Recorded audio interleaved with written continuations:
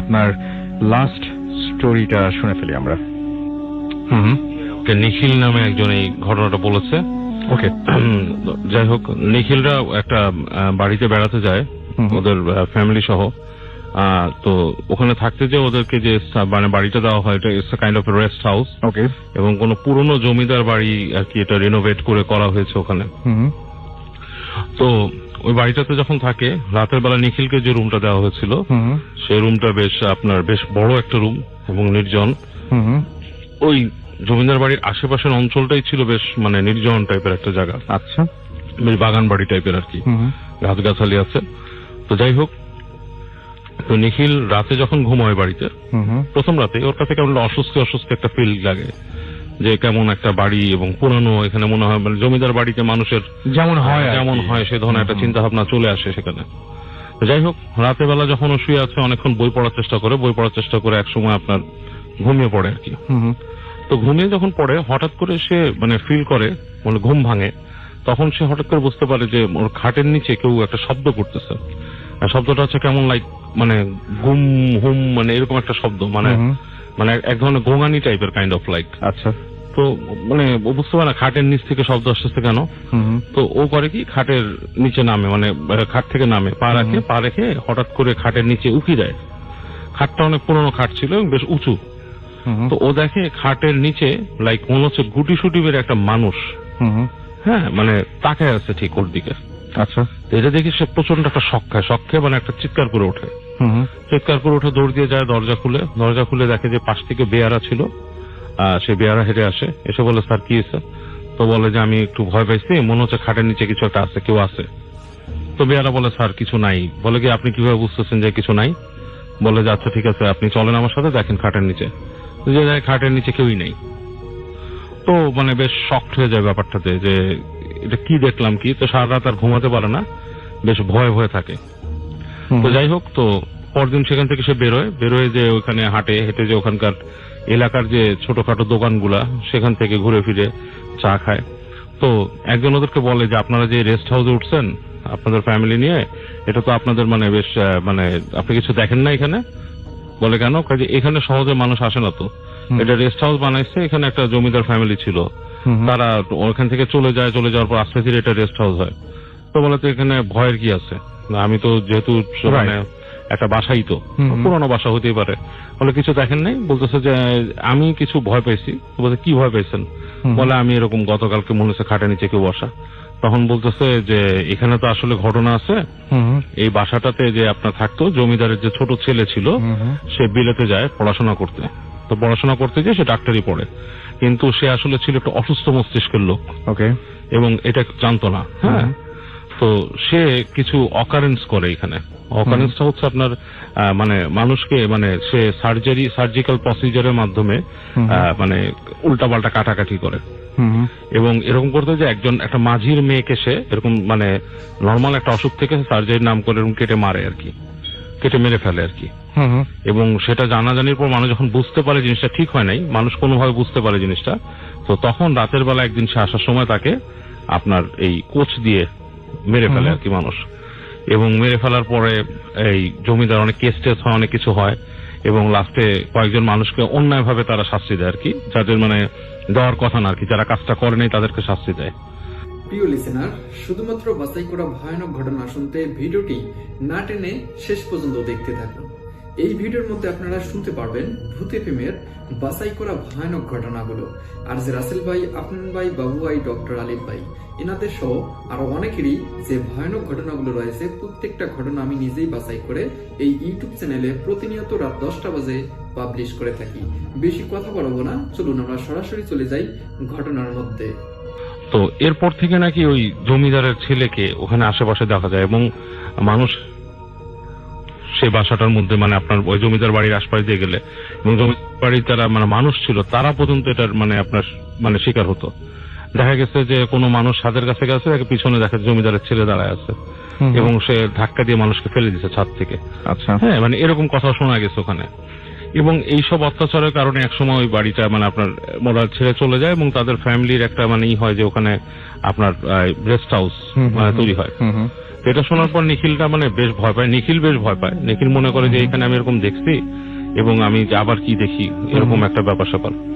তো ও বলছে যে ওখানে যেটা মানে ও মানে পরে মানে রাত পরে যে 2-3 দিন থাকছে সেখানে যেটা ফিল করতো, বলে যে ওই বাথরুমে গেলে দেখা যেত লাইট বন্ধ করে দিচ্ছে কেউ বাইরে থেকে। রাইট। হ্যাঁ, তো মানে বাতিটা বন্ধ হয়ে গেছে, মানে টিপ টিপ টিপ টিপ করে জ্বলে ঠাস করে বন্ধ হয়ে যেত। আচ্ছা। তো বাইরে এসে যে দেখছে যে সুইচ অফ করছে, it's not like switch off, মানে আপনার মানে বাতি কেটে গেছে ভেতরে, ওই যে লাল যে বাল্ব থাকে কেটে গেছে। তো বললে বেয়ারা এসে চেঞ্জ করে দিত। বলছে যে সেম ডেতে একই দিনে এরকম 2-3টা বাতি কেটে গেছে, এরকম ঘটনা। তো বলছে যে ইলেকট্রনিক কোনো ম্যালফাংশনের কারণে হতে পারে, বাট জিনিসটা বেশ মানে অ্যাকচুয়ালি মানে খুব অ্যাবনর্মাল টাইপের একটা জিনিস বাসায়।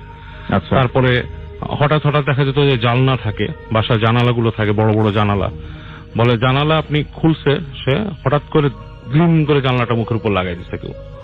তো মনে হচ্ছে যে বাতাস, বাট আসলে কোনো বাতাসই নেই সেই জায়গায় রাসেল ভাই। তো এরকম একটা জিনিস ওদের ওখানে মানে ফেস করতো। তো ওই নিখিলের যে এক্সপিরিয়েন্স ছিল বাসাটা সম্বন্ধে, যে ওই বাসাটাতে আসলে সে ফিল করছে যে কিছু একটা আছে এবং বাসাটার মধ্যে মানে এই ধরনের জিনিস সব সময় হতে থাকে আর কি, ভয়ঙ্কর জিনিসপত্রগুলো। ওকে, সো এটাই ছিল story. Thank you very much. একটু অদ্ভুত এবং যে ঘটনাটি অন্য ঘটনার সাথে একটু আলাদা। আমি আপনি কি আপনার নাম বলবেন নাকি ঘটনা চলে যাবো একদম? আচ্ছা, আমার নাম দিয়ে শুরু করি। আমার নাম হচ্ছে বুলু। জি গল্পে চলে যাই। জি প্লিজ। এই সেদিন ছিল 5-6 বছর আগের কথা। আমি আর আমার একটা ফ্রেন্ড আমরা গুলশান থেকে উত্তরে যাচ্ছিলাম। রাত তখন 12টা 12:30 মতো বাজে। ও আমাকে নামাই দিবে, নামাই ও বাসা চলে যাবে। তো আমরা যখন এয়ারপোর্টটা ক্রস করলাম, এয়ারপোর্টের পার হওয়ার পর একটা ফুট ওভার ব্রিজ বোধহয় সবাই খেয়াল করেছেন। তো ওখানে যাওয়ার যখন আমরা কাছাকাছি চলে আসছি তখন দেখি যে একটা জিনিস একটু বলে রাখি ফুট ওভার ব্রিজের ব্যাপারে। ওইটা পাশে যে 2টা রেলিং, 2টা হচ্ছে শোল্ডারের হাইট। একটা সাধারণ নর্মাল মানুষের হাইটের শোল্ডারের হাইট হবে।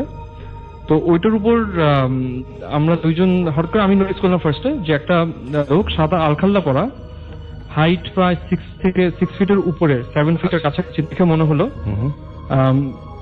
দেখে মনে হচ্ছে যে একটা সুইমার যখন উপরে উঠে ডাইভ দেয় না সুইমিং পুলের জন্য, যেভাবে দাঁড়ায় ফার্স্টে একটা স্ট্যান্স নেয়, 2 হাত 2 পাশে, ওরকম একটা পজিশন যে সে লাফ দিবে। তো ফার্স্ট থিং আমার মাথায় আসেনি যে এটা আসলে কি কেন হতে যাচ্ছে। ফার্স্ট থিং ইনস্টিংক্টিভলি মনে হচ্ছিল যে একটা মানুষ এখন সুইসাইড করার জন্য লাফ দিবে, এরকম মনে হচ্ছিল দেখে। প্রথম দেখে ফার্স্ট থিং তখন সাথে সাথে রিয়াকশন ছিল এরকম যে আমি পাশে যে গাড়ি চালাচ্ছিল আমার ফ্রেন্ড, ওকে বললো আচ্ছা দেখ ওখানে কি, এটা কি হচ্ছে, উপরে কি। তো ও দেখে বললো হ্যাঁ দোস্ত এটা কি, মানে। তো তখন আমরা দুজনই একসঙ্গে একই সাথে একই জিনিস আমরা দেখলাম, দেখে দুজনই অবাক যে এটা কি হচ্ছে। এটা একটা ফার্স্ট মাথায় আসছে যে এটা একটা মানুষ বোধহয় লাফ দিয়ে এখন মারা যেতে চাচ্ছে, এই ধরনের সুইসাইড করবে, এরকম একটা ফিলিং আমাদের আসলো। বাট গাড়ি তো চলতেছে, ওর মধ্যে গাড়ি আমরা ক্রস করে ফেললাম।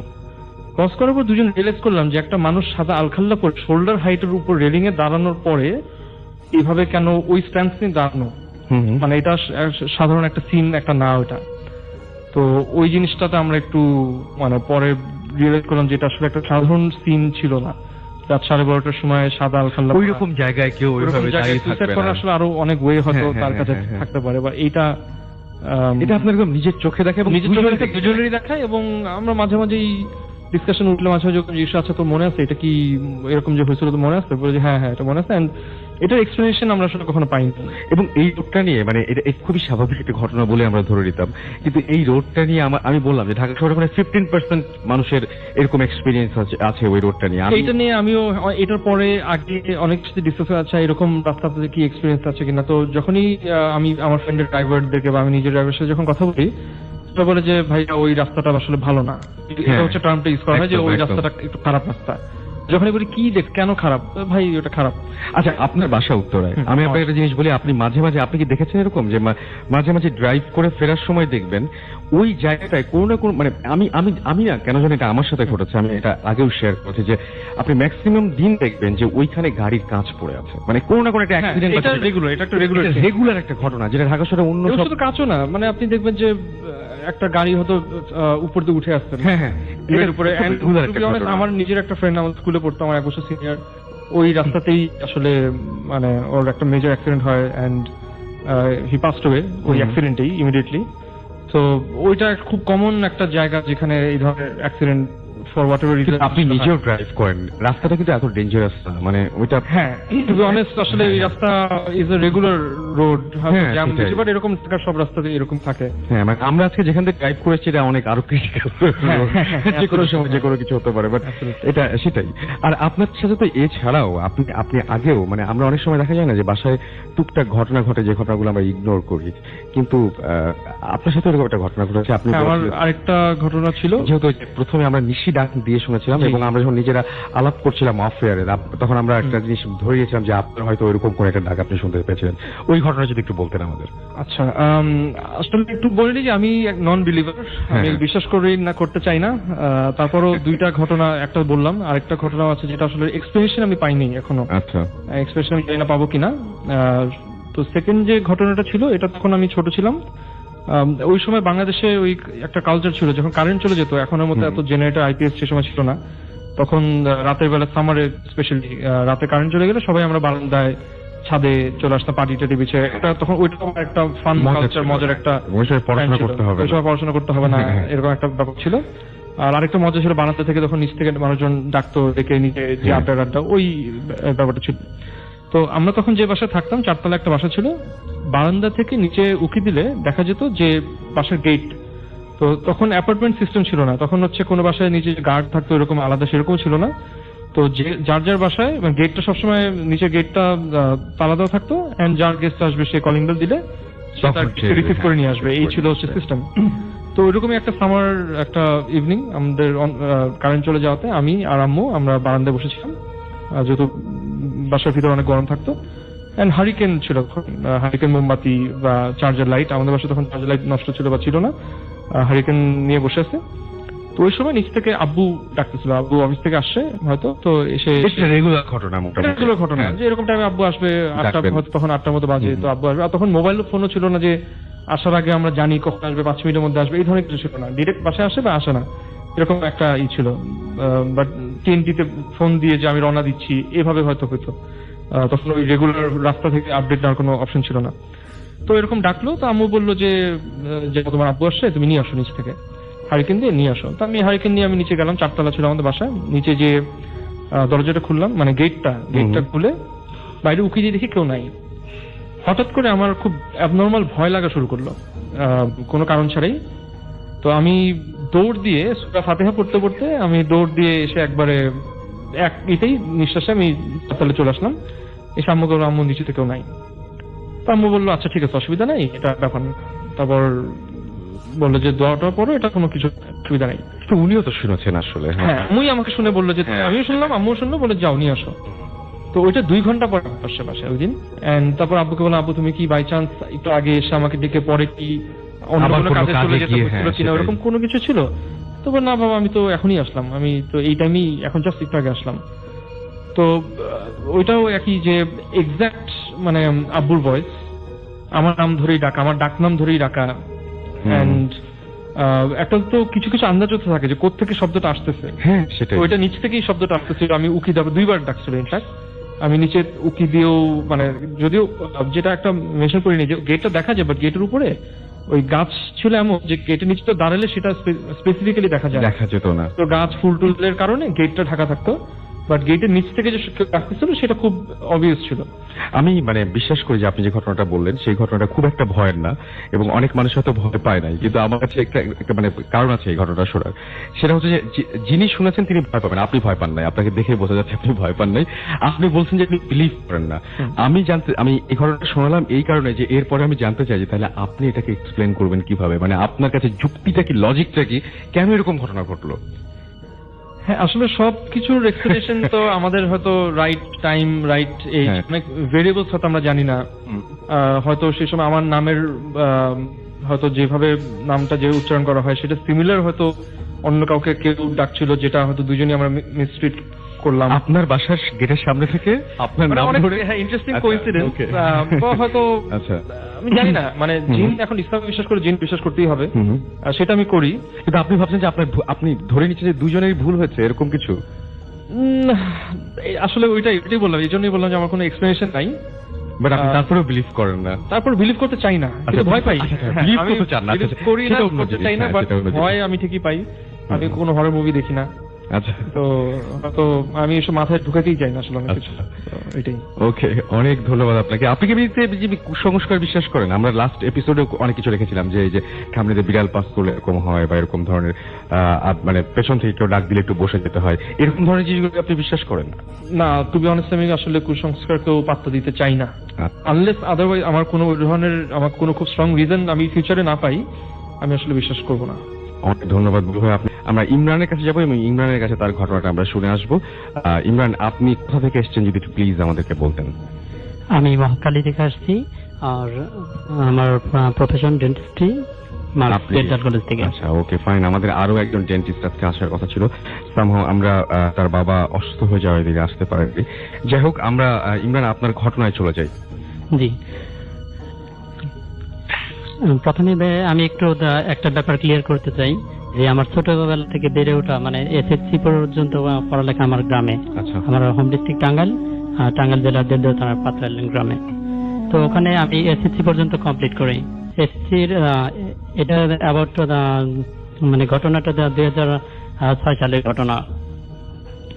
তো আমি একদিন রাত্রের বেলায় পড়তেছিলাম, মানে আমার টিপিক্যালি অভ্যাসটা এরকম ছিল যে সন্ধ্যার দিকে আমি একটু ঘুম আসতাম, বাট 9:30 থেকে পড়া শুরু করে হোল নাইট মানে এভাবেই পড়তাম। আমার রুটিনটা এরকম ভাবেই ছিল। তো একদিন পড়তেছিলাম, হঠাৎ করে তখন প্রায় 12টা-15 বাজে এরকম একটা টাইম। তা 12:15টার দিকে তখন আমি করলাম, পেছন থেকে কিসের যেন একটা শব্দ শুনতে পেলাম। শব্দটা এমন যে কোনো কিছু একটা দুমড়ে মুচড়ে পড়ে যাচ্ছে, এরকম একটা শব্দ। হঠাৎ এরকম আচমকা একটা শব্দ শুনে পিছনের দিকে পিছন ফিরে তাকে কোনো কিছু দেখতে পাই না।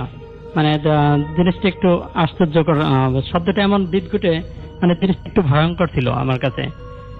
পরে আমি ওটা নিয়ে খুব একটা করি না, কারণ এ ব্যাপারে ভূত পেত আমি খুব একটা বিশ্বাস করি না, মানে করতাম না তখন জিনিসটা। এই জন্য মানে আমি অত ওইটা নিয়ে রেসপন্স করিনি, স্বাভাবিকভাবে চলছে। পরের দিন আবার সেই একই টাইম 12:15টার দিকে দেখে যে আমি আমার পড়ার রুমটা ছিল একেবারে বারান্দার ইসের সাথে, তো জানালার সাথেই ছিল আমার টেবিলটা। বাহিরেতে আমাদের ঘরের সামনে থেকে কেউ যেন আমাকে আমার ডাক নামে 2বার ডাক দিল। তো আমি রেসপন্স করলাম, কিন্তু কোনো তারপরে ফার্দার আর কোনো রেসপন্স পাই নাই। তো আমি ফার্দার রেসপন্স না পাওয়ার কারণে পরে আমাদের ওই ডাকটা ছিল ও যে আমার মা যেভাবে আমাকে ডাকে ঠিক সেই আমার মায়ের ভয়েস ওইভাবে ডাকতেছিল। তো পরে আমি আবার উঠে পড়া বাদ দিয়ে উঠে যে যাই মার ঘরে, মার রুমে যাই। মাকে যে বলতেছি, মা তুমি কি আমার ডাকছো? মা কোনো রেসপন্স করে না। তো তারপরে আমি আর কি মাকে ডেকে উঠাই না, যে মা হয়তো গভীর ঘুমে আছে। বুঝতে পারলাম যে মা গভীর ঘুমে আছে, পরে আর ডেকে উঠাই নাই। পরে চলে আসি আমার রুমে, এসে আবার পড়ায় কনসেন্ট্রেশন করতে চাই, কিন্তু কনসেন্ট্রেট করতে পারি না। পরে আস্তে আস্তে আমার কেমন যেন আমার শরীরটা একটু ঠান্ডা ঠান্ডা শিউরে উঠে, এরকম একটা ফিলিংস, এরকম একটা ফিল করতে থাকি। পরে আমার আর পড়তে মন চাইলো না, পরে আর আমি পড়িনি, পড়া কন্টিনিউ করিনি। পরে ওই দিন আমি শুয়ে পড়ছি। তারপরের দিনের ঘটনা? জি, হ্যাঁ, তারপরের দিনে চলে আসছি আমরা। এরপর আমরা ওইভাবে 4-5 দিন যাওয়ার পরে 5-7 দিন পরে আবার হঠাৎ সেম, মানে ওই আমার এমনিতেই টিপিক্যালি পড়তে ভালো লাগতেছিল না, মানে যার কারণে আমি শুয়ে পড়ছি একটু আগেই। ওই দিন মানে আমি 11টার দিকে শুয়ে পড়ছি। শুয়ে পড়ার পর হঠাৎ আমি দেখি স্বপ্নে দেখতেছিলাম যে কোনো একটা অদ্ভুত একটা প্রাণী, আমি জীবনে কখনো এরকম প্রাণী দেখি নাই। ওই রকম একটা প্রাণী আমাকে তাড়া করতেছে।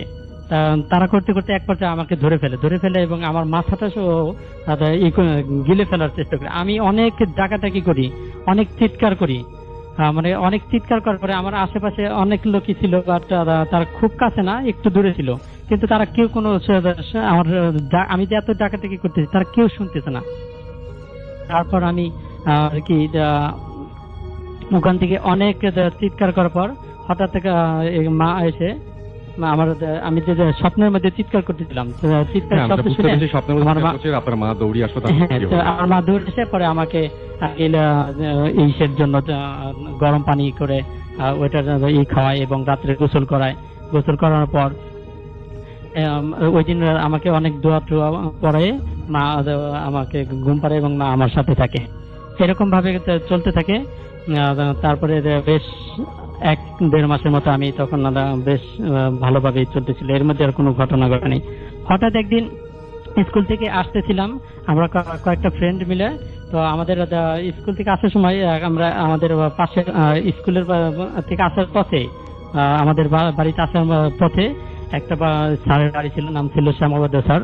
ওই বাড়িতে আমরা গেছিলাম, যে ওই বাড়িতে তখন কেউ ছিল না, বাড়িতে কেউ থাকতো না, থাকার মতো কেউ ছিল না। ঠিক আছে, তারপর আপনি বাসায় কিছু দেখেছেন?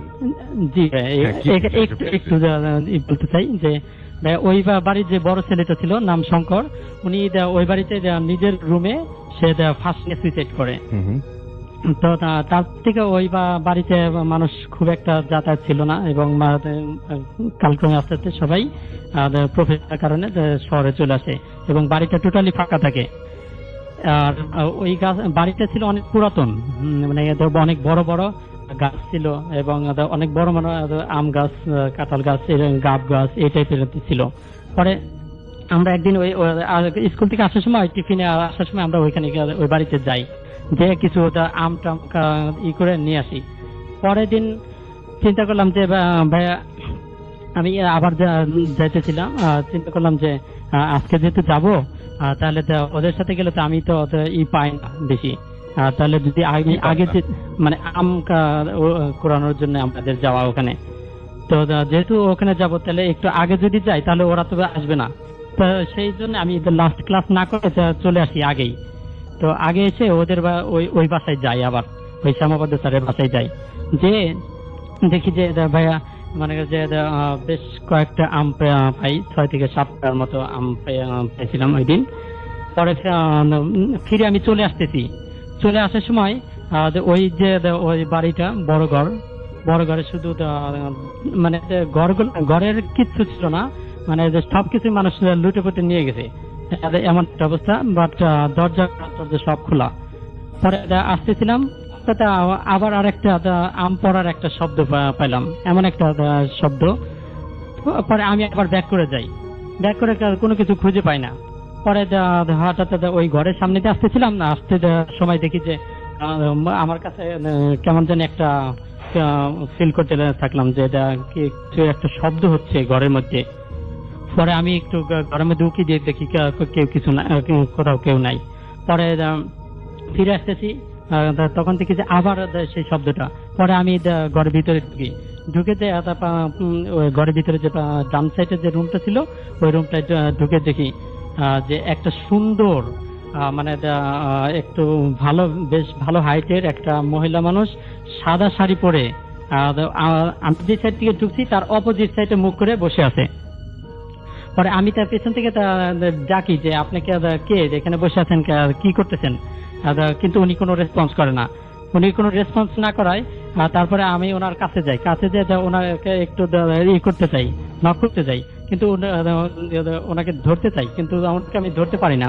উনি তখন চোখের আড়াল হয়ে যায়, মানে উনি নিমিষেই মিশে যায় কেমন যেন। আমি তখন উনি মিশে যাওয়ার পরে আমার কাছে জিনিসটা তখন এতক্ষণ আমি বুঝতে পারিনি যে ঘটনা কি হচ্ছে। তখন আমার কাছে মনে হলো যে ঘটনাটা মনে হয় কোনো একটা দিকে যাচ্ছে।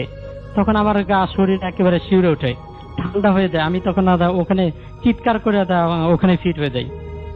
পরে ভাইয়া সেন্স যখন আসে তখন ভাইয়া দেখি যে আমি হসপিটাল থেকে পরে ভাইয়া আসার দেশে পরে শুনি যে ফ্রেন্ডদের কাছে ওরা আবার গেছিল, ওরা আমার ওখান থেকে হসপিটাল। অনেক ধন্যবাদ আপনাকে, এবং তিনি একটা ঘটনা বলবেন, আমি শুনবো আপনার ঘটনা। প্লিজ আপনি একটু বলবেন যে কোথাকার ঘটনা এটা। জি ধন্যবাদ রাসেল ভাই আপনাকে। এটা নোয়াখালী জেলার বেগমগঞ্জ থানার ইরাপুর নামক গ্রামের ঘটনা। ওকে। তো রাসেল ভাই সবসময় আমার ঘটনায় চলে যাই। আমাকে যে ঘটনাটি শেয়ার করেছেন তার নাম হচ্ছে মঈন ভাই। তো ঘটনাটি 2010-এর দিকের একটি ঘটনা। তো তখন উনি রং মিস্ত্রির কাজ করতেন। তো যথারীতি উনি একদিন কাজ শেষ করে উনি বাসায় ফিরতেছিলেন। তো বাসা ফেরার সময় উনি ওনার দুদিনের যে রোদ ছিল, রোজের যে টাকাটা ছিল, সেই টাকাটা নিয়ে উনি ওনার উদ্দেশ্যে রওনা হন। তখন প্রায় বাসার উদ্দেশ্যে রওনা হতে হতে তখন রাত 9টা 9:30 মতো বেজে যায়। তো উনি বাসা যখন আসতেছিলেন তখন উনি আপনার দোকান থেকে চিড়া আর কিছু গুড় কিনে নেন বাসার জন্য। আচ্ছা। তো উনি বাসা দিকে হাঁটতেছিলেন, তো উনি গ্রামের যে পাকা রাস্তাটা ছিল, পাকা রাস্তা ছেড়ে যখন উনি কাঁচা রাস্তার দিকে হাঁটা শুরু করেন, তো রাস্তাটা বেশ সরু ছিল, তো দুই পাশে আপনার ধানি জমি ছাড়া কিছুই নেই এবং বাড়িঘর বলতে গেলে বেশ খানিকটা অনেক দূরে দূরে। তো যখন উনি বাসার দিকে হাঁটতেছিলেন তখন ওনার হাতে একটা টর্চ ছিল, আর হাতে ওনার গুড় আর আপনার চিড়ার যে ব্যাগটা ছিল ওটা ওনার হাতে ছিল। তো উনি যে ওই রাস্তাতে যখন হাঁটতেছিলেন ওই টর্চ নিয়ে, তখন উনি একটা জায়গায় এসে থেমে যান। তো সেই জায়গাটা হচ্ছে যে 4 রাস্তার একটা মোড়। তো উনি লক্ষ্য করলেন যে ওই 4 রাস্তার মোড়ে যে 3টা রাস্তা ওনার সামনে, তো উনি দেখলেন যে 3 রাস্তা দিয়ে 3টা কুকুর এসে ঠিক আপনার ওই মোড়টার মধ্যে এসে দাঁড়িয়ে পড়লো। যখন দাঁড়িয়ে যায় তারা, সেই কুকুরগুলো সেখানে আপনার বার্কিং করা শুরু করলো নিজেরা এবং তারা মারামারি করতেছিল কুকুরগুলো। তো উনি মানে থেমে যান সেখানে, কারণ হচ্ছে উনি চিন্তা করলেন যদি উনি ওই কুকুরগুলোকে ক্রস করে আগে যেতে চান তাহলে এমন হতে পারে যে কুকুরগুলো তাকে মানে কামড় দিতে পারে বা আঘাত করতে পারে। তো ওইটা দেখে উনি সেখানে থেমে যান। তো উনি টর্চ দিয়ে আপনার ওই ঢিল খুঁজে ঢিল উড়ে মারে কুকুরগুলো যাতে সেখান থেকে সরে যায়। তো এটা মারার পর যেটা ঘটলো সেটা আরো মানে ভয়ানক একটা অবস্থা তৈরি হয় তখন, যে দেখলেন যে সেই কুকুরগুলো 3টা কুকুর একসাথে তার দিকে আপনার তেড়ে আসলো এবং কুকুরগুলো অ্যাটিটিউড এমন ছিল যে মনে হচ্ছে যে তার হাতে যে ব্যাগটা আছে সেই ব্যাগটা তারা তার থেকে ছিনিয়ে নিবে, এরকম একটা অবস্থা। তখন উনি বেশ ভয় পেয়ে যায় এবং উনি তখন কি করবে কিছুই বুঝে উঠতে পারতেছিলেন না। আচ্ছা। ঠিক ওইখানটা থেকে কিন্তু আপনার 25 কি 30 মিটার এরকম হবে, ঠিক সেই মোড়টা থেকে দূরে একটা চায়ের দোকানে কিছু লোক বসে চা খাচ্ছে এবং উনি দূরের থেকে দেখতে পাচ্ছেন সে লাইটের মধ্যে। তো যখন এই কুকুরগুলো ওনার সামনে এরকম করতেছিল তখন উনি লক্ষ্য করলেন পিছনে তাকিয়ে যে ঠিক দূরের থেকে আপনার ভ্যান বা রিক্সা জাতীয় কিছু একটা আসতেছে সেই রাস্তা দিয়ে এবং সেটা নিচে হারিকেন জ্বালানো ছিল। আচ্ছা। তো যখন উনি পিছনে ফিরে রিক্সা বা ভ্যানটা দেখেন, তো দেখার পর উনি সঙ্গে সঙ্গে সামনের দিকে তাকান। 2 সেকেন্ড কি 3 সেকেন্ড হবে, তো উনি লক্ষ্য করলেন যে ওনার সামনে কুকুর টুকুর কিছুই নেই, একদম সবকিছু ক্লিয়ার, সব মানে ভ্যানিশ। তো উনি চিন্তা করলেন যদি স্বাভাবিক যদি কোনো কুকুর হয় রাসেল ভাই সেখান থেকে যদি চলে যায় ওনার কিন্তু অ্যাটলিস্ট দেখতে পাওয়ার কথা। তো চারপাশে বাসা বাড়ি বলতে কিছুই নেই, ধানি জমি, তো তারা যত দূর যাক দেখতে পাওয়ার কথা। তো উনি বুঝলেন যে এগুলো হয়তো কোনো খারাপ কোনো কিছু ছিল। তো উনি সেখান থেকে হাঁটতে হাঁটতে ওই চায়ের দোকানটার সামনে আসে। তো চায়ের দোকানটার সামনে এসে উনি জিজ্ঞেস করতে লাগলেন ওই লোকগুলোকে যে আমি যখন চিৎকার করতেছিলাম আপনারা তো কেউ কোনো রেসপন্স করতেছিলেন না, আপনারা কেন ডাক শোনেন নাই? ওই রাত 9টা সাড়ে 9 থেকে কিন্তু অনেক দূর থেকে ডাকলো কিন্তু শুনতে পাওয়ার কথা। তো তারা যেটা বলে যে তারা নাকি তার কোনো ডাকে শুনতে পায়নি, তার কোনো চিৎকারও তারা শুনতে পায়নি। উনি তো মানে ধরে নেন ওনার সাথে খারাপ কোনো কিছু একটা ঘটছে। তো সেখান থেকেও তার বাসার ডিস্টেন্স ছিল প্রায় 2 কিলোমিটার মতো। আচ্ছা। তো উনি বাসার উদ্দেশ্যে একা রওনা হন আবারও। তো হাঁটার সময় উনি যেটা ফিল করলেন যে কুকুর বা হিংস্র কোনো প্রাণী যদি সামনে থাকে যে তাদের মুখ থেকে একদম একটা সাউন্ড হয়, গড়গড় করার মতো একটা সাউন্ডের মতো বের হয়। তো এরকম একটা সাউন্ড উনি শুনতেছেন যে ওনার পিছন থেকে আসতেছে। আচ্ছা। এবং মনে হচ্ছে যে তার পিছনে 3-4টা মানে কুকুরের মতো কিছু একটা হবে যারা তার পিছনে পিছনে হাঁটতেছে। আচ্ছা। যেই উনি পিছনে ফিরে তাকায় সঙ্গে সঙ্গে সব স্টপ হয়ে যায়। তো এরকম উনি বেশ কয়েকবার পিছনে তাকায়। তো উনি দূর পরে ওনার বাসার উদ্দেশ্যে হাঁটতে থাকেন। তো হাঁটতে হাঁটতে একটা সময় ওনার বাসায় গিয়ে পৌঁছান। তো বাসায় পৌঁছানোর পর উনি ওনার আম্মাকে সম্পূর্ণ ঘটনাটা খুলে বলেন। তো তার আম্মা যেটা করে যে ওনার হাতে যে চিড়ার যে গুড়ের যে প্যাকেটটা ছিল তার আম্মা সেটাকে ঘরে নেয়নি, সেটাকে তার আম্মা বাইরে ফেলে দেয় এবং তিনি যেটা বলে যে এটাতে হয়তো বা কোনো খারাপ জিনিসের নজর পড়ছে এরকম কোনো কিছু। তো যাই হোক, এই ঘটনার সপ্তাহখানেক পরের যে ঘটনাটা সেটা হচ্ছে উনি যে ইরাপুর যে গ্রামটার কথা আমি বললাম তার সেখানে তার খালার বাসা। তো উনি সেখান থেকে তার গ্রামের দিকে আসতেছিলেন। আচ্ছা। তো তখন প্রায় রাত 2টা 2:30 এরকম একটা সময় হবে। তো রাসেল ভাই এই 2টা গ্রামের মাঝামাঝি জায়গায় একটা পুল আছে এবং সেখানকার ওই স্থানীয় যে লোকজন তাদের মধ্যে একটা মিথ আছে যে এরকম যে সেখানে নাকি রাতের বেলায় এখনো একটা হাতির মতো একটা প্রাণী দেখা যায় যে সেখানে হাঁটাচলা করে। আর সবচেয়ে বড় কথা হচ্ছে সেখানে কিন্তু কোনো বনাঞ্চল নেই যে সেখানে হাতি আসবে, মানে হাতি আসতে হলে তো সেই রকম বন লাগবে। জি, সেখানে শুধু ধানি জমি আর একটা শ্মশান ছাড়া কিছুই নেই। আচ্ছা। তো এই কথাগুলো তার মনে পড়তেছিল আর ওই রাস্তাতে উনি তখন বাসার দিকে ফিরতেছিলেন। আচ্ছা। তো যেই আপনার উনি ওনার ঠিক সেই পুলটার কাছাকাছি আসেন, একটা খালের উপর পুল ছিল, তখন উনি দেখলেন যে ওনার বাম দিকে ছিল একটা শ্মশান, গ্রাম্য শ্মশান, যেটা আপনার ঠিক পিছন দিকে মনে হচ্ছে বেলের যেমন সাউন্ড গুলো হয় না যে আমরা যে গ্রাম দেশে দেখা যায় যে অনেক সময় আপনার ওই যে হাতি বা আপনার ছাগল টাইপের গলা প্রাণীদের ঘন্টা থাকে গলায়, হ্যাঁ হ্যাঁ হ্যাঁ, এরকম একটা ঘন্টার শব্দ ওনার পিছন থেকে আসতেছে। আচ্ছা। তখন কিন্তু উনি এই জিনিসগুলো কিন্তু কল্পনা করতেছিলেন যে উনি ওনার মুরব্বীদের মুখ থেকে এগুলো শুনছেন। তো রাস্তার পর যখন উনি পিছিয়ে ফিরে তাকায়, তো পিছিয়ে ফিরে তাকানোর পর উনি পুরো স্টাক হয়ে যায় জায়গায়। আচ্ছা। উনি দেখেন দিব্যি একটা হাতির মতো দেখতে একটা প্রাণী, যে কিনা বাম দিকে ক্ষেতের থেকে উঠে রাস্তা ক্রস করে শ্মশানের দিকে যাচ্ছে। এবং আচ্ছা। সবচেয়ে ইন্টারেস্টিং ব্যাপার ছিল সে হাতির কিন্তু মাথার কোনো অংশ ছিল না, মাথার কোনো শেপ ছিল না। আচ্ছা। এবং সেটা ওই জায়গার মানুষজন নাকি এখনো দেখে, সে জায়গার ওই এখনো পর্যন্ত দেখা যায়। এখন- কেউ যদি ইন্টারেস্টেড হন, কেউ যদি দেখতে চান, তাহলে তিনি সেই এলাকায় যেয়ে এটার খোঁজ খবর নিতে পারেন। হ্যাঁ, এবং ইরাপুরে যারা আছে, যারা ঘটনা শুনতেছেন, তারাও গেস করতে পারবেন। আচ্ছা। তো উনি যখন এটা দেখতেছেন, উনি দেখলেন যে সেই জিনিসটা রাস্তার এক পাশ থেকে উঠে জাস্ট শ্মশানের দিকে ঢুকে যাচ্ছে। তো উনি জাস্ট স্টাক হয়ে জিনিস দেখতেছেন। তো একটা সময় আমার কাছে মনে হলো যে হাতিটা হাওয়ার মধ্যে মিশে গেল, আচ্ছা। যে উনি মানে মনে হচ্ছে যে সেটা ভ্যানিশ হয়ে গেল জায়গা থেকে। তো এটা দেখার পর উনি বেশ ভয় পেয়ে যান, কারণ উনি এই ধরনের কথাগুলো কিন্তু ওনার মুরব্বীদের মুখ থেকে শুনে। আচ্ছা। তো এটা দেখার পর উনি জাস্ট ঘুরে সে পুলটার উপরে উঠে, তো পুলটার উপরে ওঠার পর ওনার সাথে যে ঘটনাটা ঘটে সেটা হচ্ছে এরকম যে ওই পুল থেকে যদি 4-5 জন মানুষ যদি বা বাচ্চা যদি একসাথে পানিতে ঝাঁপ দেয়, সেরকম একটা শব্দ হবে। আর রাতের বেলা তো খুব ক্লিয়ারলি শুনতে পাওয়ার কথা। তো উনি যখন ঠিক সেই পুলটার উপরে উঠেন, ওনার কাছে মনে হলো যে কিছু লোক একসাথে, মানে ওনাকে দেখার পর বা উনি পুলে উঠার সঙ্গে সঙ্গেই তারা মনে হলো সে পানিতে ঝাঁপ দিল। আচ্ছা। তো এইটা রাসেল ভাই দেখার পর আর বেসিক্যালি আর 2টা-2:30 বাজে তো কারো এইভাবে গোসল করার কথা না। না। তো উনি মানে ওনার আর কোনো বোঝার বাকি ছিল না যে ওনার সাথে খারাপ কিছু ঘুরতে যাচ্ছে। তখন উনি দোয়া দূর যা পারে সেগুলো পরে মানে সেখান থেকে দৌড় দেয় বাসার উদ্দেশ্যে। তো উনি দৌড়াতে থাকে, ঠিক উনি ওনার বাসার কাছাকাছি যখন আসে, লাস্ট যে ইনসিডেন্টটা তার সাথে ঘটে, তো সেখান থেকে তার বাসার ডিস্টেন্স ছিল 15 মিনিট কি 20 মিনিটের ডিস্টেন্স ছিল তার বাসার। আচ্ছা। তো ওই জায়গাটা আসার পর উনি যেটা দেখে যে ওনাদের গ্রামেরই একটা পাগল মেয়ে সে রাস্তার মধ্যে দাঁড়িয়ে আছে, এবং সে মেয়েটা কিন্তু এখনো সেখানেই থাকে। আচ্ছা। তো তাকে নিয়েও অনেক কথা আছে যে তাকে নাকি ওই বদজিন ধরে ওই শ্মশানের ওই পাশ থেকেই। তো তাকে অনেক হুজুর দেখানো হয়, সে কিন্তু এখনো সুস্থ হয়নি। তো সে দেখে যে সেই মেয়েটা দাঁড়ানো আছে। আর সবচেয়ে মজার কথা হচ্ছে যে সেই মেয়েটা কিন্তু সারাদিন কিন্তু শিকল দিয়ে বেঁধে রাখা হয় বাসায়। আচ্ছা। আচ্ছা। ওনাদের গ্রামে। কিন্তু ইন্টারেস্টিং ব্যাপারটা হচ্ছে যে রাত হলে তাকে কিন্তু আর বাসায় পাওয়া যায় না। শিকল দিয়ে বাঁধা অবস্থা থাকে, কিন্তু রাত হলে তাকে আর পাওয়া যায় না। তার মানে সে সামহাও বাসার বাইরে চলে যায়। হ্যাঁ, এবং অনেকদিন এমন হয়েছে যে তার বাবা, তার ভাই এবং অনেক সময় মানে গ্রামে যেসব প্রতিবেশী ছিল তারা তাকে বিভিন্ন জায়গা থেকে ধরে নিয়ে আসছে। এবং অনেক সময় এমন হয়েছে যে সে 2-3 দিনের জন্য উধাও হয়ে গেছে। ফিরে আসার পরে তাকে কি জিজ্ঞেস করা হয়েছে যে কোথায় গিয়েছিল? সে নর্মালি কথা অ্যান্সার দিতে পারে, কিন্তু ওইগুলো বললে সে কোনো সময় হাসে বা অন্যরকম মানে বিহেভিয়ার দেয়, মানে অ্যাজ ইউজুয়াল নর্মাল বিহেভিয়ার না। আচ্ছা। তো সে দেখে যে সেই মেয়েটা সেখানে দাঁড়িয়ে আছে রাস্তার মাঝখানে। তো ওটা দেখার পর মঈন ভাই ওটা দেখার পর উনি তাকে বলে যে তুই এত রাতে এখানে কি করতেছিস, ওই পাগল মেয়েটাকে বলে। আচ্ছা। তো মেয়েটা তাকে যেটা বলে যে তোকে তো আমি এর আগে একবার সাবধান করছি, যে প্রথম যে ঘটনা বললাম উনি এটা মিন করেন।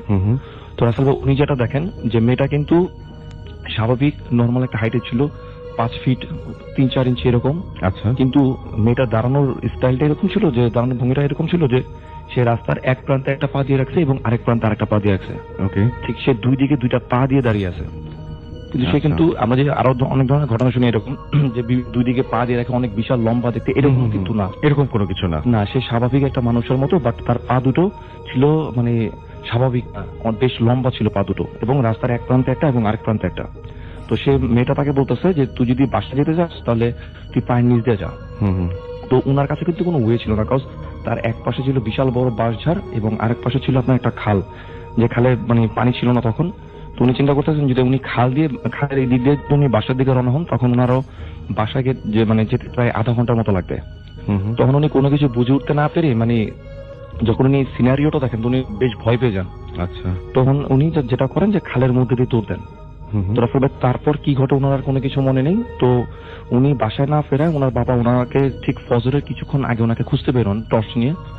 তো তার বাবা তাকে খুঁজতে বেরো, তাকে যে জায়গাটা পায় সেটা হচ্ছে সে যে জায়গাটা ওই মেয়েটাকে দাঁড়িয়ে থাকতে দেখে, তার বাবা তাকে সেই জায়গাটায় রিচ করে। এবং সবচেয়ে ইন্টারেস্টিং ব্যাপার ছিল যে তাকে সেন্সলেস অবস্থা সেখানে পাওয়া যায়, কিন্তু সে যে পাগল মেয়েটার কথা বলতেছিল সেই মেয়েটা তার পাশেই বসা ছিল। আচ্ছা। এবং তার বাবা কিন্তু তাকে আর কোনো কিছু জিজ্ঞেস করে না, কারণ তারা জানে যে সে মেয়েটা পাগল এবং তাকে মানে রাতের বেলা বাসা পাওয়া যায় না। তো তাকে কিন্তু সেখান থেকে বাসা আনা হয় এবং তারপর অনেক চিকিৎসা করার পর সে স্বাভাবিক হয়। কিন্তু এই মেয়েটার কিন্তু রাসেলের বর্তমান কন্ডিশন কিন্তু এরকমই, এবং ওই গ্রামে প্রায় সবাই এই ঘটনাগুলোর সাথে ইউজ টু। এই ছিল রাসেল ভাই আমার ঘটনা। অনেক ধন্যবাদ আপনাকে, এবং আশা করছি যে দিনারের ঘটনা ভালো লেগেছে। আমরা চলে যাই একটু তন্ময়ের কাছে, এবং তন্ময়ের ঘটনা আমরা শুনবো। তন্ময় এসছে গ্রামীণ ফোন বন্ধু গ্যারাজ থেকে, এবং তার ঘটনাটা আমরা শুনবো। তন্ময়, আপনার বাসা কোথায় একটু আমাদের বলতেন? আমার বাসা ধানমন্ডি 27 নম্বরে। আচ্ছা, কি ঘটনা আপনার একটু আমরা শুনি। আমার ঘটনাটা অ্যাকচুয়ালি আজ থেকে প্রায় 6 বছর আগের ঘটনা। তখন ইউনিভার্সিটি সেকেন্ড ইয়ারে ছিলাম। তো সেমিস্টার ব্রেক চলছিল, তো আমরা 6 ফ্রেন্ড মিলে ডিসাইড করলাম যে ঢাকার থেকে 4-5 ঘন্টার ডিস্টেন্স এরকম কোন এক জায়গায় যে আমরা জাস্ট এক রাতের জন্য বা 2 রাতের জন্য ঘুরে আসবো। তো ডিসিশন হলো যে আমরা শ্রীমঙ্গল যাব। তো 6 জন মিলে রাতে ট্রেনে চলে গেলাম, ভোরবেলা পৌঁছালাম। যাওয়ার আগে একটা বড় ভাইয়ের শুধু একটা কটেজ ভাড়া করেছিলাম যেখানে 6 জন একসাথে থাকা যাবে। তো যাওয়ার পর লোকাল মানুষকে জিজ্ঞেস করে ওই জায়গায় গেলাম। যাওয়ার পর দেখি যে কটেজটা অ্যাকচুয়ালি একটা পাহাড়ের উপরে ছিল, এবং ওই পাহাড়ের উপরে ওই কটেজটা ছাড়া আর কোনো কটেজ নেই, আর পাহাড়ি রাস্তা চলে গেছে এদিক ওদিক দিয়ে। তো আমরা প্ল্যান করে গেছিলাম যে আমরা ফুল মুনের টাইমে যাব, যাতে আমরা চাঁদটা পাই, মানে একটু ভালো লাগবে, একটা সেরেনিটি থাকবে। তো যাওয়ার পরে খাওয়া দাওয়া করে বিকালে ঘোরাঘুরি করে সন্ধ্যার দিকে সবাই ফুটবল খেলেছি। খেলে সবাই একটু টায়ার্ড হয়েছি, তো রাত্রেবেলা ভাবলাম যে চাঁদের আলোয় গ্রামের রাস্তায় হাঁটতে খুব ভালো লাগবে। তো 6 ফ্রেন্ডের মধ্যে এক ফ্রেন্ড একটু মোটা সোটা, তো ও বললো আমি আর যাবো না, তোরা যা। আমরা আর ওকে ভয় দেখালাম যে দেখ একা একা কটেজে থাকবি, ভয় পাবি। তো বললো না, এখানে কেয়ারটেকার আছে, সমস্যা হবে না, তোরা যা। তো আমরা বের হয়ে গেলাম যে আশেপাশে এলাকার একটু দেখি, নতুন এলাকা চিনি না কিছু, তো একটু হাঁটাহাঁটি করবো রাস্তা, গ্রামের রাস্তায়। তো হাঁটছি, কোনো ওখানে ল্যাম্পপোস্ট বা কিছু নাই, বেশ ভিতরের দিকে, আশেপাশে চা বাগান। তো আমরা রাস্তা দিয়ে হাঁটছি চাঁদের আলো দেখে দেখে। তো হাঁটতেছি, এমন সময় একটা ফ্রেন্ড ফার্স্ট থেকে বলছে যে দোস্ত আমার কেন জানি ভালো লাগছে না। আমি বলি ধুর, একসাথে 5 জন আছে কি হবে, ইভেন ডাকাত টাকা ধরলে আমরা দৌড় টোড় দিতে পারবো, সমস্যা নাই, এখন ফুটবল খেলে গা গরম আছে, সমস্যা হবে না। তো হাঁটছি হঠাৎ করে দেখি উল্টা দিক থেকে একটা কুকুর আসছে আমাদের দিকে। আচ্ছা, কুকুরটা এসে আমাদেরকে ফলো করা শুরু করলো। একটু সে সামনে যায়, একটু আমাদের পিছে পিছে আসে, দেন আমাদের সাথে সাথে হাঁটে। আচ্ছা ঠিক আছে, কোনো প্রবলেম নাই, এলাকার কুকুর আমাদের আর হয়তো সে প্রোটেকশন দিচ্ছে। হঠাৎ করে কুকুরটা দেখি রাস্তায় হাঁটতে হাঁটতে থেমে গেল। থেমে যে একটা গাছের দিকে তাকায় ঘেউ ঘেউ করা শুরু করলো, জাস্ট আউট অফ নোওয়্যার। আমরা ভাবি যে কি ব্যাপার, হঠাৎ করে করছে কেন। তো আমরা বিষয়টাকে আর পাত্তা দেননি। পাত্তা না দিয়ে আমরা হাঁটা শুরু করলাম। কুকুরটা খানিক্ষণ গাছের দিকে তাকায় ঘেউ ঘেউ করে, দেন আবার আমাদের পিছে পিছে চলে আসলো। একটু পর দেখি আবার কি কাহিনী, আর একটা গাছের দিকে তাকায় ঘেউ ঘেউ করছে। আমরা আর পাত্তা দিই না যে সিমিলার কাহিনী একটু আগে হয়েছে, সেই কুকুরটা মনে হয় মাথায় সমস্যা আছে। তো আমরা আরো আগালাম, কুকুরটা আর আসলো না, সে ওই জায়গায় স্টপ হয়ে দাঁড়ায় থাকলো। তো আমরা বেশ চলে আসছি, টায়ার্ড লাগছে, সারাদিন জার্নি করেছি, খেলাধুলা করেছি, তো আমরা ফেরত যাই। তো রাত 10:30টার দিকে, তখন আর ওই এলাকায় তো মানে ট্রান্সপোর্টেশন পাবো কিনা জানি না। তো আমরা আবার ঘুরলাম বেশ খানিকটা সামনে, যে যেখানে কুকুরটা থেমেছে তার থেকে বেশ খানিকটা সামনে গিয়েছিলাম, ওখান থেকে ঘুরে আসবো। এমন সময় দেখি দূর থেকে একটা রিক্সা আসতেছে। তো ভাবলাম আচ্ছা ঠিক আছে, রিক্সাটাকে যদি কোনোভাবে পসিবল হয় যে 5 জন একসাথে উঠে কোনোভাবে যদি যাওয়া যায়। আসতে এর মধ্যে আমরা গল্পে একটু অমনস্ক হয়েছি, হঠাৎ করে দেখি যে রিক্সাটা নাই, মানে it was coming towards us, but out of nowhere just হঠাৎ করে তাকায় দেখি রিক্সাটা নাই, বাট কুকুরটা সেই গাছের ওখানে দাঁড়িয়ে আছে। ওকে। তো আমরা হাঁটছি, রিক্সাটা নাই, ওটা আসলে তখন তেমন একটা ইয়েতে লাগে না আমাদের কাছে। তো এরপরে দেখি যে কুকুরটা আবার আমাদেরকে ফলো করে, আমরা যে ফার্স্ট যে গাছটার কাছে সে চিল্লাচ্ছিল সেখানে এসে থেমে গেল, এবং সেখানে আগে থেকে আরো 2টা কুকুর এসে জমা হয়েছে। আচ্ছা, এবং তারা ওখানেই বার করতেছে। তো আমরা ভাবলাম যে এখানে নিশ্চয়ই কিছু একটা আছে। আর সবাই মোবাইল টোবাইল বের করে টর্চ আলো টালো মেরে যে কোনো বাসা আছে না কোনো রাস্তা আছে, মানে যদি চা বাগানের দিকে কোনো রাস্তা ঢুকে, দেখলাম ওখানে কিছুই না, জাস্ট একটা পুরানো, অনেক পুরানো একটা গাছ। আমরা ভাবলাম যে এই গাছটার কি বিশেষত্ব। আমরা তাকিয়ে আছি। তো এমন সময় আমাদের যে ফ্রেন্ডটা ভয় পাচ্ছিল, যাচ্ছিল না, সে বলে দোস্ত আমার এখনই বাসায় যাওয়া লাগবে, কটেজে ফেরত যাওয়া লাগবে। আমি কেন? দোস্ত আমার কুকুরগুলোকে ভাল লাগছে না। আমি বলি কেন ভাল লাগছে না? বলে খেয়াল করে দেখ বুঝবি। তাকে দেখি যে 3টা কুকুরের একটারও ছায়া দেখা যাচ্ছে না। আচ্ছা, আমরা জিনিসটা ডাবল চেক করার জন্য নিজেদের পায়ের দিকে তাকালাম যে আমাদের ছায়া কি দেখা যায়। দেখি হ্যাঁ, চাঁদ যেহেতু আছে আমাদের ছায়া ঠিকই দেখা যাচ্ছে, কিন্তু কুকুরগুলার ছায়া দেখা যাচ্ছে না। আমরা মানে খালি গল্পের বইয়ে বা মুভিতে দেখে আসছি যে এরকম হয় যে অশরীরী বা মানে কোনো টাইপের ইনহিউম্যান জিনিস থাকলে বা মানে আউট অফ দ্য ওয়ার্ল্ড জিনিস থাকলে সেটা ছায়া দেখা যায় না। তো আমরা তখন মোটামুটি শিওর যে এখানে কোনো একটা ঘাপলা আছে। সবাই দিলাম দৌড় দিয়ে কটেজের দিকে আসলাম। তো আমি জানি না যে অ্যাকচুয়ালি আমরা সিচুয়েশনের কারণে ছায়া দেখিনি নাকি আসলেও ছায়া ছিল না, বাট আমরা সিভিয়ার লেভেলে মানে কখনো এবং এরকম ভয় আপনারা পাইনি। যারা ছিলেন তারা কেউই আসলে ওই কুকুরগুলোর কোনো ছায়া আমরা দেখেন নাই। কেউই দেখিনি। এবং আপনারা নিজেদের আপনারা চেক করার জন্য আপনারা নিজেদের আমরা ছায়া আমরা দেখেছেন? নিজেদের ছায়া চেক করেছি, করে দেখেছি যে আমাদেরটা দেখা যাচ্ছে। কি মনে হয় ঘটনাটা কি আসলে প্যারানরমাল ছিল বলে আপনি তো ধরে নিচ্ছেন নাকি না আপনি বিশ্বাস করেন আমি না এগুলো? কুকুর প্যারানরমাল ছিল কিনা জানি না, তবে এলাকাটার অবশ্যই কোনটা ঝামেলা ছিল, না হলে Okay. কেন কুকুরগুলো এরকম উইয়ার্ড বিহেভ করবে, Thank you কেন so তাদের much. ছায়া দেখা যাবে থ্যাংক না। ইউ সো মাচ, ধন্যবাদ। আমরা চলে যাব তনুর কাছে তার ঘটনা শোনার জন্য এবং হ্যাঁ, তনু এসছেন গ্রামীণ ফোন বন্ধু গ্যারাজ থেকে। তনু, আপনার বাসাটা কোথায় যদি আমাদের একটু বলতেন?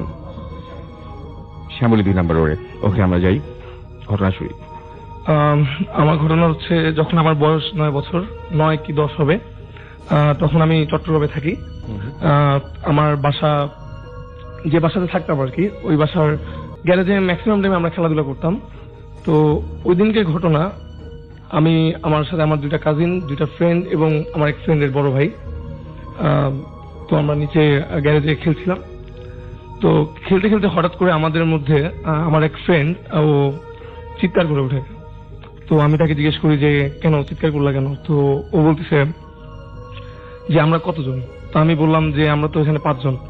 তো বলছে ঠিক আছে 5 জন যখন, তো আমার পিছন দিয়ে এইমাত্র কে হেঁটে গেল? আমি বলতেছি যে কই, আমাদের পিছনে তো কেউ নেই। তো আমি আমার যে ফ্রেন্ড আরো 2টা কাজিন ছিল ওদেরকেও জিজ্ঞেস করলাম যে আমাদের পিছনে কি কেউ ছিল? তখন সে বললো যে না, আমাদের পিছনে কেউ ছিল না। তখন আমার ফ্রেন্ড, আমি ওকে যে আমাকে বললো যে আমাদের পিছনে কেউ ছিল কিনা, তাকে আমি জিজ্ঞেস করলাম কই, আমার পিছনে তো কেউ ছিল না। তো সে তখন স্তব্ধ, কোনো কথা বলতেছিল না। তো আমি ওকে জিজ্ঞেস করলাম যে কথা বলতেছ না কেন, কথা বলো। ও কোনো কথা বলতেছে না। আফটার 5 মিনিট কি 10 মিনিট পরে সে হঠাৎ করে হাসতে শুরু করলো। তো আমি তাকে জিজ্ঞেস করলাম যে হাসতেছো কেন? তো সে কোনো কথা বলতেছিল না তখনও। তো তখন আমি ওকে একটা থাপ্পড় মারি। থাপ্পড় মারার পর সে একটু নর্মাল হয় এবং সে থাপ্পড় মারার পরে নরমাল হয়? হ্যাঁ, থাপ্পড় মারি পর মানে যে হাসাটা বন্ধ করেছে, আচ্ছা। মানে নর্মালি বসে পড়ে এখানে। তো আমি তাকে বলি যে কি হয়েছিল আমাকে বলো। তো সে বলছে যে আমি জানি না, আমি জাস্ট দেখলাম যে এখানে কেউ একজন আমাদের ছায়ার মতো একজন হেঁটে গেল। তো আমাদের যে গ্যারেজে আমরা খেলাধুলা করতাম ওর পাশে একটা স্টোর রুম ছিল, যেটা থেকে আমরা মানে ম্যাক্সিমাম টাইমে তালা মারা থাকতো।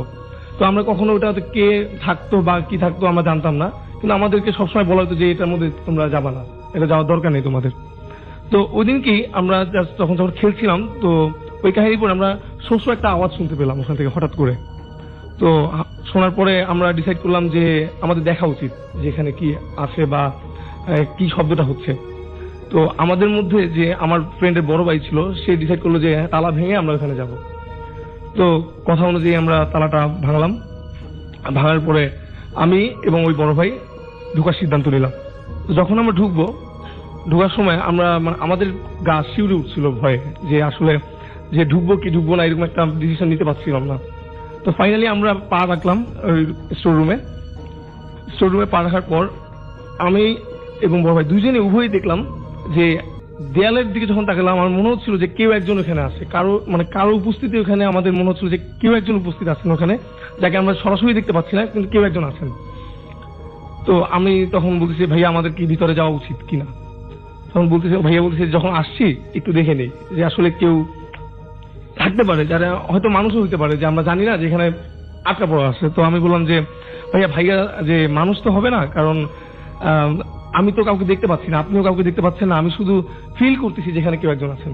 তো হঠাৎ করে ওই যে শব্দটা আমরা শুনতে পাচ্ছিলাম, সেই শব্দটা আবার শুনতে পেলাম, যে শব্দটা হচ্ছে। তখন আমি ভাইয়াকে বললাম ভাইয়া আমার এখানে থাকা পসিবল হচ্ছে না, আমি বের হয়ে যেতেছি।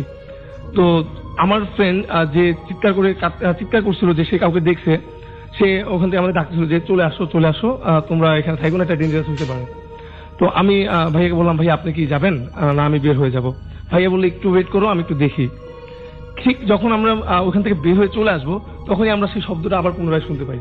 ইভেন আমরা তখন আবার পিছনে তাকায় দেখি যে দেয়ালের উপরে আমরা মানুষ আকৃতির একটা আকৃতি দেখতে পাচ্ছি আসলে, কিন্তু কেউ নেই ওখানে। আসলে কি জিনিসটা ছিল সেটা আমার এখনো জানা নেই। ইভেন ওর পরপরই আমরা ওখান থেকে দূরে পালিয়ে যাই এবং তারপর থেকে আমরা ওখানে কখনোই যাওয়ার সাহস ঘটেনি।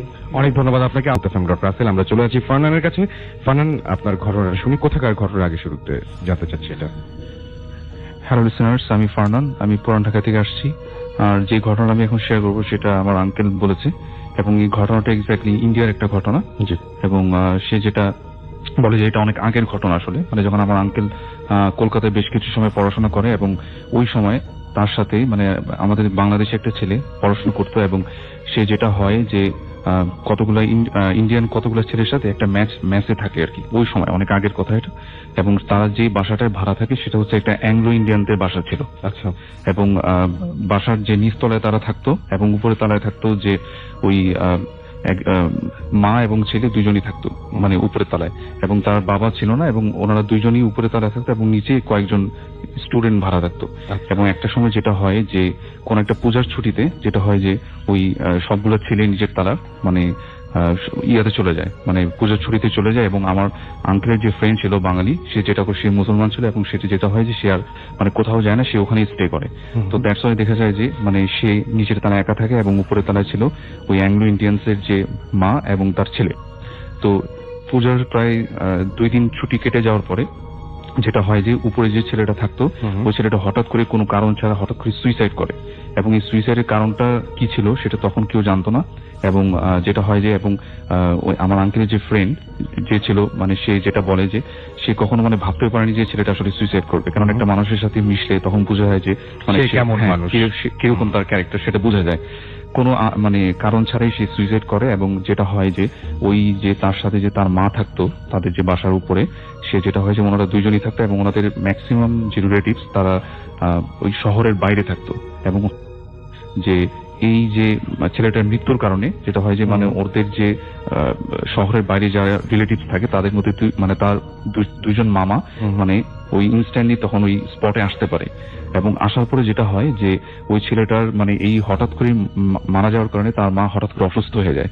এবং এই অসুস্থ হয়ে যাওয়ার কারণে তার মামা, দুইজন যে মামা আসে তারা ওই তার মাকে নিয়ে হাসপাতালে ভর্তি করে। এবং আমার আঙ্কেলের যে ফ্রেন্ড ছিল তাকে বলে যে তুমি বাসাটাকে মানে দেখো, যেহেতু আমাদের বাসায় এখন আর কেউ নেই, আর আমাদের যে বাকি যে আত্মীয় স্বজন গুলা তারা সবাই মানে শহরে আস্তে আস্তে প্রায় ভোর হয়ে যাবে। তো দ্যাটস ওয়াই তুমি বাসাটা দেখো। এবং উপরে ওই ছেলেটার লাশ ছিল এবং নিচের তলায় আমার আঙ্কেলের যে ফ্রেন্ড সে ছিল। এবং তাকে সমস্ত ঘরের চাবি টাবি দিয়ে তারা সবাই হাসপাতালে চলে যায় এবং হাসপাতালে তার মাকে নিয়ে চলে যায়, কারণ হঠাৎ করে ছেলের মৃত্যুতে মানে মা অনেক অসুস্থ হয়ে পড়ে। তো তখন যেটা হয় যে নিচের তলায় যে আমার আঙ্কেলের যে ফ্রেন্ড ছিল তখন সে একা ছিল এবং উপরের তলায় ছিল ওই ছেলেটার লাশ, মানে সুইসাইড করে মারা যাওয়া যে লাশটা সেটা উপরে ছিল। এবং তার একটা সময় বারবার মনে হচ্ছিল তার বেশ ভয় লাগছিল, কারণ উপরে একটা লাশ রাখা এবং নিচে সে একা সম্পূর্ণ। এবং তার একটা সময় বারবার ভয় লাগছিল এবং সে কষ্ট পাচ্ছিল যে তার পরিচিত একটা ছেলে এভাবে মারা গেছে। তো একটা পর্যায়ে এগুলো ভাবতে ভাবতে হঠাৎ করে তার মানে রাত্রে ঘুম এসে পড়ে। সে যখন মানে রাত্রে ঘুমিয়ে পড়ে মানে কোন একটা শব্দে, হুটহাট একটা শব্দে তার ঘুমটা ভেঙে যায়। এবং তার যখন ঘুমটা ভাঙে তখন সে রিয়ালাইজ করতে পারে যে শব্দটা আসলে উপরের ফ্লোরে রাখা যে লাশটা যে ঘরে সেইখান থেকে শব্দটা আসতেছে। এবং শব্দটা এরকম ছিল যে মনে হচ্ছে যে উপরের ফ্লোরের এক পাশ থেকে আরেক পাশে কেউ অনেক জোরে দৌড়ে যাচ্ছে, মানে এ পাশ থেকে ওপাশে কেউ যদি জোরে দৌড়াদৌড়ি করে, মানে ধস্তাধস্তি করলে যেরকম শব্দ সেরকম সাউন্ড। এবং মনে হচ্ছিল যে উপরে যে আসবাবপত্রগুলা মানে ধরেন যে মানে চেয়ার টেবিল এগুলো মনে হচ্ছে কেউ নাড়াচাড়া করতেছে, এরকম একটা সাউন্ড আসতেছিল। এবং এই সাউন্ড শোনার সাথে সাথে মানে উনি বেশ ভয় পেয়ে যায় এবং উনি যেটা চিন্তা করে যে উপরে কোনো চোর টোর আসলো কিনা। এবং তার বারবার মনে হচ্ছিল হয়তোবা ওই যে মানে ছেলেটা যে মারা যায় তার মামা বা কেউ আসছে হয়তো উপরে। কিন্তু সে চিন্তা করলো যে যদি আসতো তাহলে তো তার থেকে চাবি নিত, মানে তাকে ডাকতো, কারণ সে তো মানে তখন কাস্টোডিতে ছিল বাসাটা। তখন সে চিন্তা করলো যে না আসলে কেউ আসেনি। তখন সে বারবার ভয় পাচ্ছিল এবং হঠাৎ করে একটা সময় যেটা হলো যে ওই উপরে যে সাউন্ড গুলা মানে দৌড়াদৌড়ি ধস্তাধস্তি যে সাউন্ড গুলো সেটা একটা সময় মানে কমে গেল, মানে একদম নিশ্চুপ হয়ে গেল। তখন সে আস্তে আস্তে সাহস করে রুমের যে লাইটটা সেটা অন করলো এবং অন করার ঠিক কিছুক্ষণ পরেই হঠাৎ করে রুমের যে লাইট গুলো অটোমেটিক্যালি অন অফ হওয়া শুরু করলো। ইভেন বাথরুমে যে লাইট ছিল সেটা অন অফ হওয়া শুরু করলো। এবং একটা পর্যায়ে তার রুমের ভিতরে একটা কাঠের আলমারি ছিল এবং এই আলমারির ভিতর থেকে মানে মনে হচ্ছে কেউ একজন বাইরে বের হয়ে আসতে যাচ্ছে, মানে আলমারিটার ভিতর থেকে বারবার কেউ নক করলে যেরকম হয় না সেরকম জোরে জোরে ধাক্কা দিচ্ছিল আলমারিটা। এবং প্রচন্ড জোরে সেই আলমারিটা মানে কাঁপছিল। তখন সে হিপনোটাইজের মতো হয়ে যায় এবং সে যেটা করে যে প্রচন্ড ভয়ে সে আলমারিটাকে খোলার চেষ্টা করে। এবং যখন সে একটা পর্যায়ে আলমারিটাকে খুলে ফেলে তখন সে দেখে যে আলমারিটার ভিতরে উপরে যে ছেলেটা মারা যায় সে ছেলেটার লাশ। এবং এরপরে তার আর কিছু মনে নেই, সে সেন্সলেস হয়ে যায়। পরে ওই উপরে যে ফ্যামিলি যে ছেলেটা মারা যায় তাদের ওদের রিলেটিভস যখন আসার পরে মানে ওই নিচের তালার গেট ভেঙে মানে ওনাকে বের করে সেন্সলেস অবস্থায়। এবং সব থেকে অবাক বিষয় ছিল যে উপরে যে রুমটায় মানে এত ধস্তাধস্তির শব্দ শোনা যাচ্ছিল এবং সেটা নাকি ঠিকই মানে ওই উপরে যে লাশটা যে রাখা ছিল যে রুমটাতে, ওই রুমটার সবকিছু আসবাবপত্র চেয়ার টেবিল সবকিছু নাকি উল্টাপাল্টা ভাবে ছিল, অথচ রুমটা কিন্তু বাইরের দিক দিয়ে লক করা ছিল। এই রিজনটা কেন হয়েছিল, কি হয়েছিল কেউ জানে না, কিন্তু লাশটা ঠিক সে যেভাবে রাখা ছিল ঠিক সেভাবেই ছিল। এই ছিল আমার ঘটনা। অনেক ধন্যবাদ। বাবু ভাইয়ের কাছে আরেকবার যাই, একটা ঘটনা আগে শুনে নেই, তারপর SMS ফেসবুকের পোস্ট পড়া যাবে। আচ্ছা বাবু ভাই, আবারও চলে আসলাম আপনার কাছে। আমরা কোথাকার ঘটনা শুনবো এখন? এটা ফরিদপুর অঞ্চলে একটা ঘটনা। আমার কাছে এটা শেয়ার করেছে শিফাত আমিন, তার বাড়ি গোপালগঞ্জ এলাকায়। ওকে, তো ঘটনা চলে যাচ্ছে। ওকে, ঘটনা চলে যাচ্ছে। জি আচ্ছা, এই কাহিনীটা শিফাত বলেছে এটা তার এক মামার জীবনে ঘটে যাওয়ার কাহিনী।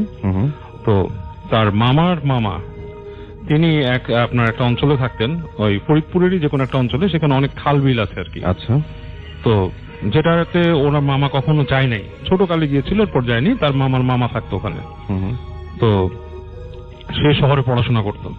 তো একটা সময় সে শুনতে পায় যে তার মামা খুব অসুস্থ, তো তাকে যেতে হবে ভিজিট করতে। তো সে রওনা দেয়। তো কোনো কারণে ঢাকাতে অনেক জ্যাম থাকে এবং নদী পার হতে অনেক সমস্যা হয়, এবং সে যখন ওখানে পৌঁছায় তখন অলরেডি সন্ধ্যা হয়ে গেছে। তো সন্ধ্যার দিকে সে যেতে থাকে, যেতে যেতে আপনার ওখানে ওই যেখান থেকে আপনার নৌকা উঠে খালের, সেইখানে আসে। সেখানে এসে দেখে যে সে নৌকা পায় না আর কি, কোনো নৌকা নেই। তো যেটা করতে হয়, ওকে ওই খালের পাশ থেকে, খাল বা বিল বলে ওইখানে, সেটা পাশ দিয়ে হাঁটতে হয়। আচ্ছা, তো যখন হাঁটছে, সন্ধ্যা থেকে আস্তে আস্তে রাত হলো। তো বললো যে চাঁদ উঠে গেছে তখন আকাশে। তো এরকম একটা সময় অনেক দূর হেঁটে চলে আসে। সেখান থেকে ওদের বাড়ি প্রায় আপনার মানে তার মামার বাড়ি প্রায় 1-2 মাইল। তো ও একসময় একটু কনফিউজড হয়ে যায় রাতের বেলায় আপনার এরকম রাস্তা দিয়ে হাঁটতে হাঁটতে। সে মানে আসলে একটু মানে একটা ধাঁধার মধ্যে পড়ে। এন্ড প্লাস সে বলছে জোছনাটাও একটা কারণ ছিল ধাঁধায় পড়ার, মানে খুব ডিফারেন্ট টাইপের একটা মানে ভ্রম সৃষ্টি করছিল। তো তার মামা যখন যাচ্ছে, তো যেতে যেতে দেখে যে একটা গাছ ছিল ওখানে, সে বেল গাছ টাইপের একটা গাছ। তো সেখানে সেই গাছের নিচে মানে কান্নার শব্দ আসছে, মনে হচ্ছে যে একটা মেয়ে মানুষ খুব দুঃখে কাঁদতেছে। তো ও যায় হেঁটে, উনি যে মানে ওর মামা হেঁটে হেঁটে যায়, যে দেখে যে আপনার একটা মেয়ে বসে আছে সেখানে, শাড়ি পরা একটা মেয়ে বসে আছে। তো উনি কাছে যে জিজ্ঞেস করে তাকে যে কি অবস্থা আপনার, মানে আপনি মানে কে, আমি আপনি কাঁদছেন এরকম রাত্রের মধ্যে, রাতে বসে, কিন্তু কেউ নাই আশেপাশে। তো মেয়েটা মুখ তুলে বলে যে আমার কান্না দিয়ে আপনার দরকার না, আপনি কোথায় যাবেন? সে বলে যে আমি অমুক গ্রামে যাব, অমুক জায়গা আমার মামার বাসা। তো আমি নিজেও একটু অসুবিধা হচ্ছে, বাট মেয়েটা দেখা যাচ্ছে যে কাঁদতেছিল, তার মানে আপনার কান্নার যে ব্যাপারটা ছিল, মনে যে কোনো মানে দুঃখে কাঁদে, যেরকম সুরে সে কাঁদতেছিল বেশ বিলাপের মতো, সেটার কোনো ছিঁড়ে ফোটাবার নাই। তো সে বলে যে মুহূর্তের মধ্যেই। তো সে বলে যে আপনি যাবেন, আসেন চলেন আপনাকে নিয়ে যাই। সে বলে আচ্ছা চলেন। আমার আরো ভালো হলো, রাত্রেবেলা আমি একা যাচ্ছি, আমি রাস্তাও চিনতে পারতেছি না, আর আমার কাছে একটু মানে অসুবিধা লাগতেছিল, বলে চলেন নিয়ে যাই। তো মেয়েটা তার সাথে হাঁটতে থাকে। তো মেয়েটা তার সাথে খুব একটা কথা বলে না, কিন্তু হাঁটছে। তো চিন্তা করে জিনিসটা পরিবেশটা স্বাভাবিক তৈরি করার জন্য কথা বলার চেষ্টা করে, যে একটা প্রশ্ন করে যে আপনি ওখানে কোথায় থাকেন বা কার বাড়িতে যাচ্ছেন। ওর খুব একটা মানে ধারণা ছিল না ওই এলাকা সম্বন্ধে, জানে যে তার মামা থাকে এখানে, এবং মামার আসল বাড়িটা ওই অঞ্চলে না, ওইখানকারই কাছাকাছি কোনো মানে আর কি অন্য জেলায় আর কি, কিন্তু ওইখানেই তার মামা সেটেল করছিল কোনো এক কারণে। যাই হোক, তো যেতে যেতে দেখে মেয়েটা খুব একটা আগ্রহী না আলাপ করতে। তো যেতে যেতে যেতে যেতে তাকে নিয়ে যায় বিভিন্ন মোড় ঘুরে, বাঁক ঘুরে, বাঁশঝাড়ের পাশ দিয়ে। এবং যেটা সে আপনার খেয়াল করতেছিল যে যখন জোছনা পড়তেছে মেয়েটার গায়ে, তখন তাকে মানে কেমন যেন একটু বেশি উজ্জ্বল লাগতেছে, মানে লাইক সে নিজেই গ্লো করতেছে, এরকম একটা ব্যাপার। উনি একটু মানে অ্যাবনর্মালিটি দেখে, বাট অ্যাবনর্মালিটি গায়ে মাখে না আর কি।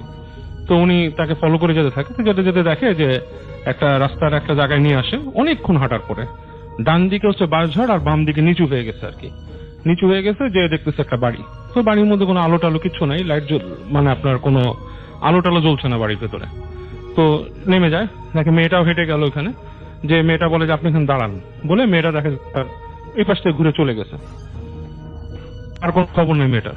উনি অনেকক্ষণ দাঁড়ায় থেকে ভাবে যে আসলে কি হলো, মানে এখানে কি মানে আমি দাঁড়ায় আছি, মেয়েটা কি এই বাসাটাই আমার মামার বাসা, বা মেয়েটা কি নাই, বা কই চলে গেল, এরকম তো যাওয়ার কথা না। আশপাশ যেগুলো তো আমি দেখতাম যে বাসার পিছন দিকটা দেখা যাচ্ছে দূর থেকে, মানে বেশ বড় জায়গা, বাট দেখা যাচ্ছে বাসার পিছনটা দেখা যায়, কেউ বেরোয়নি ওখানে।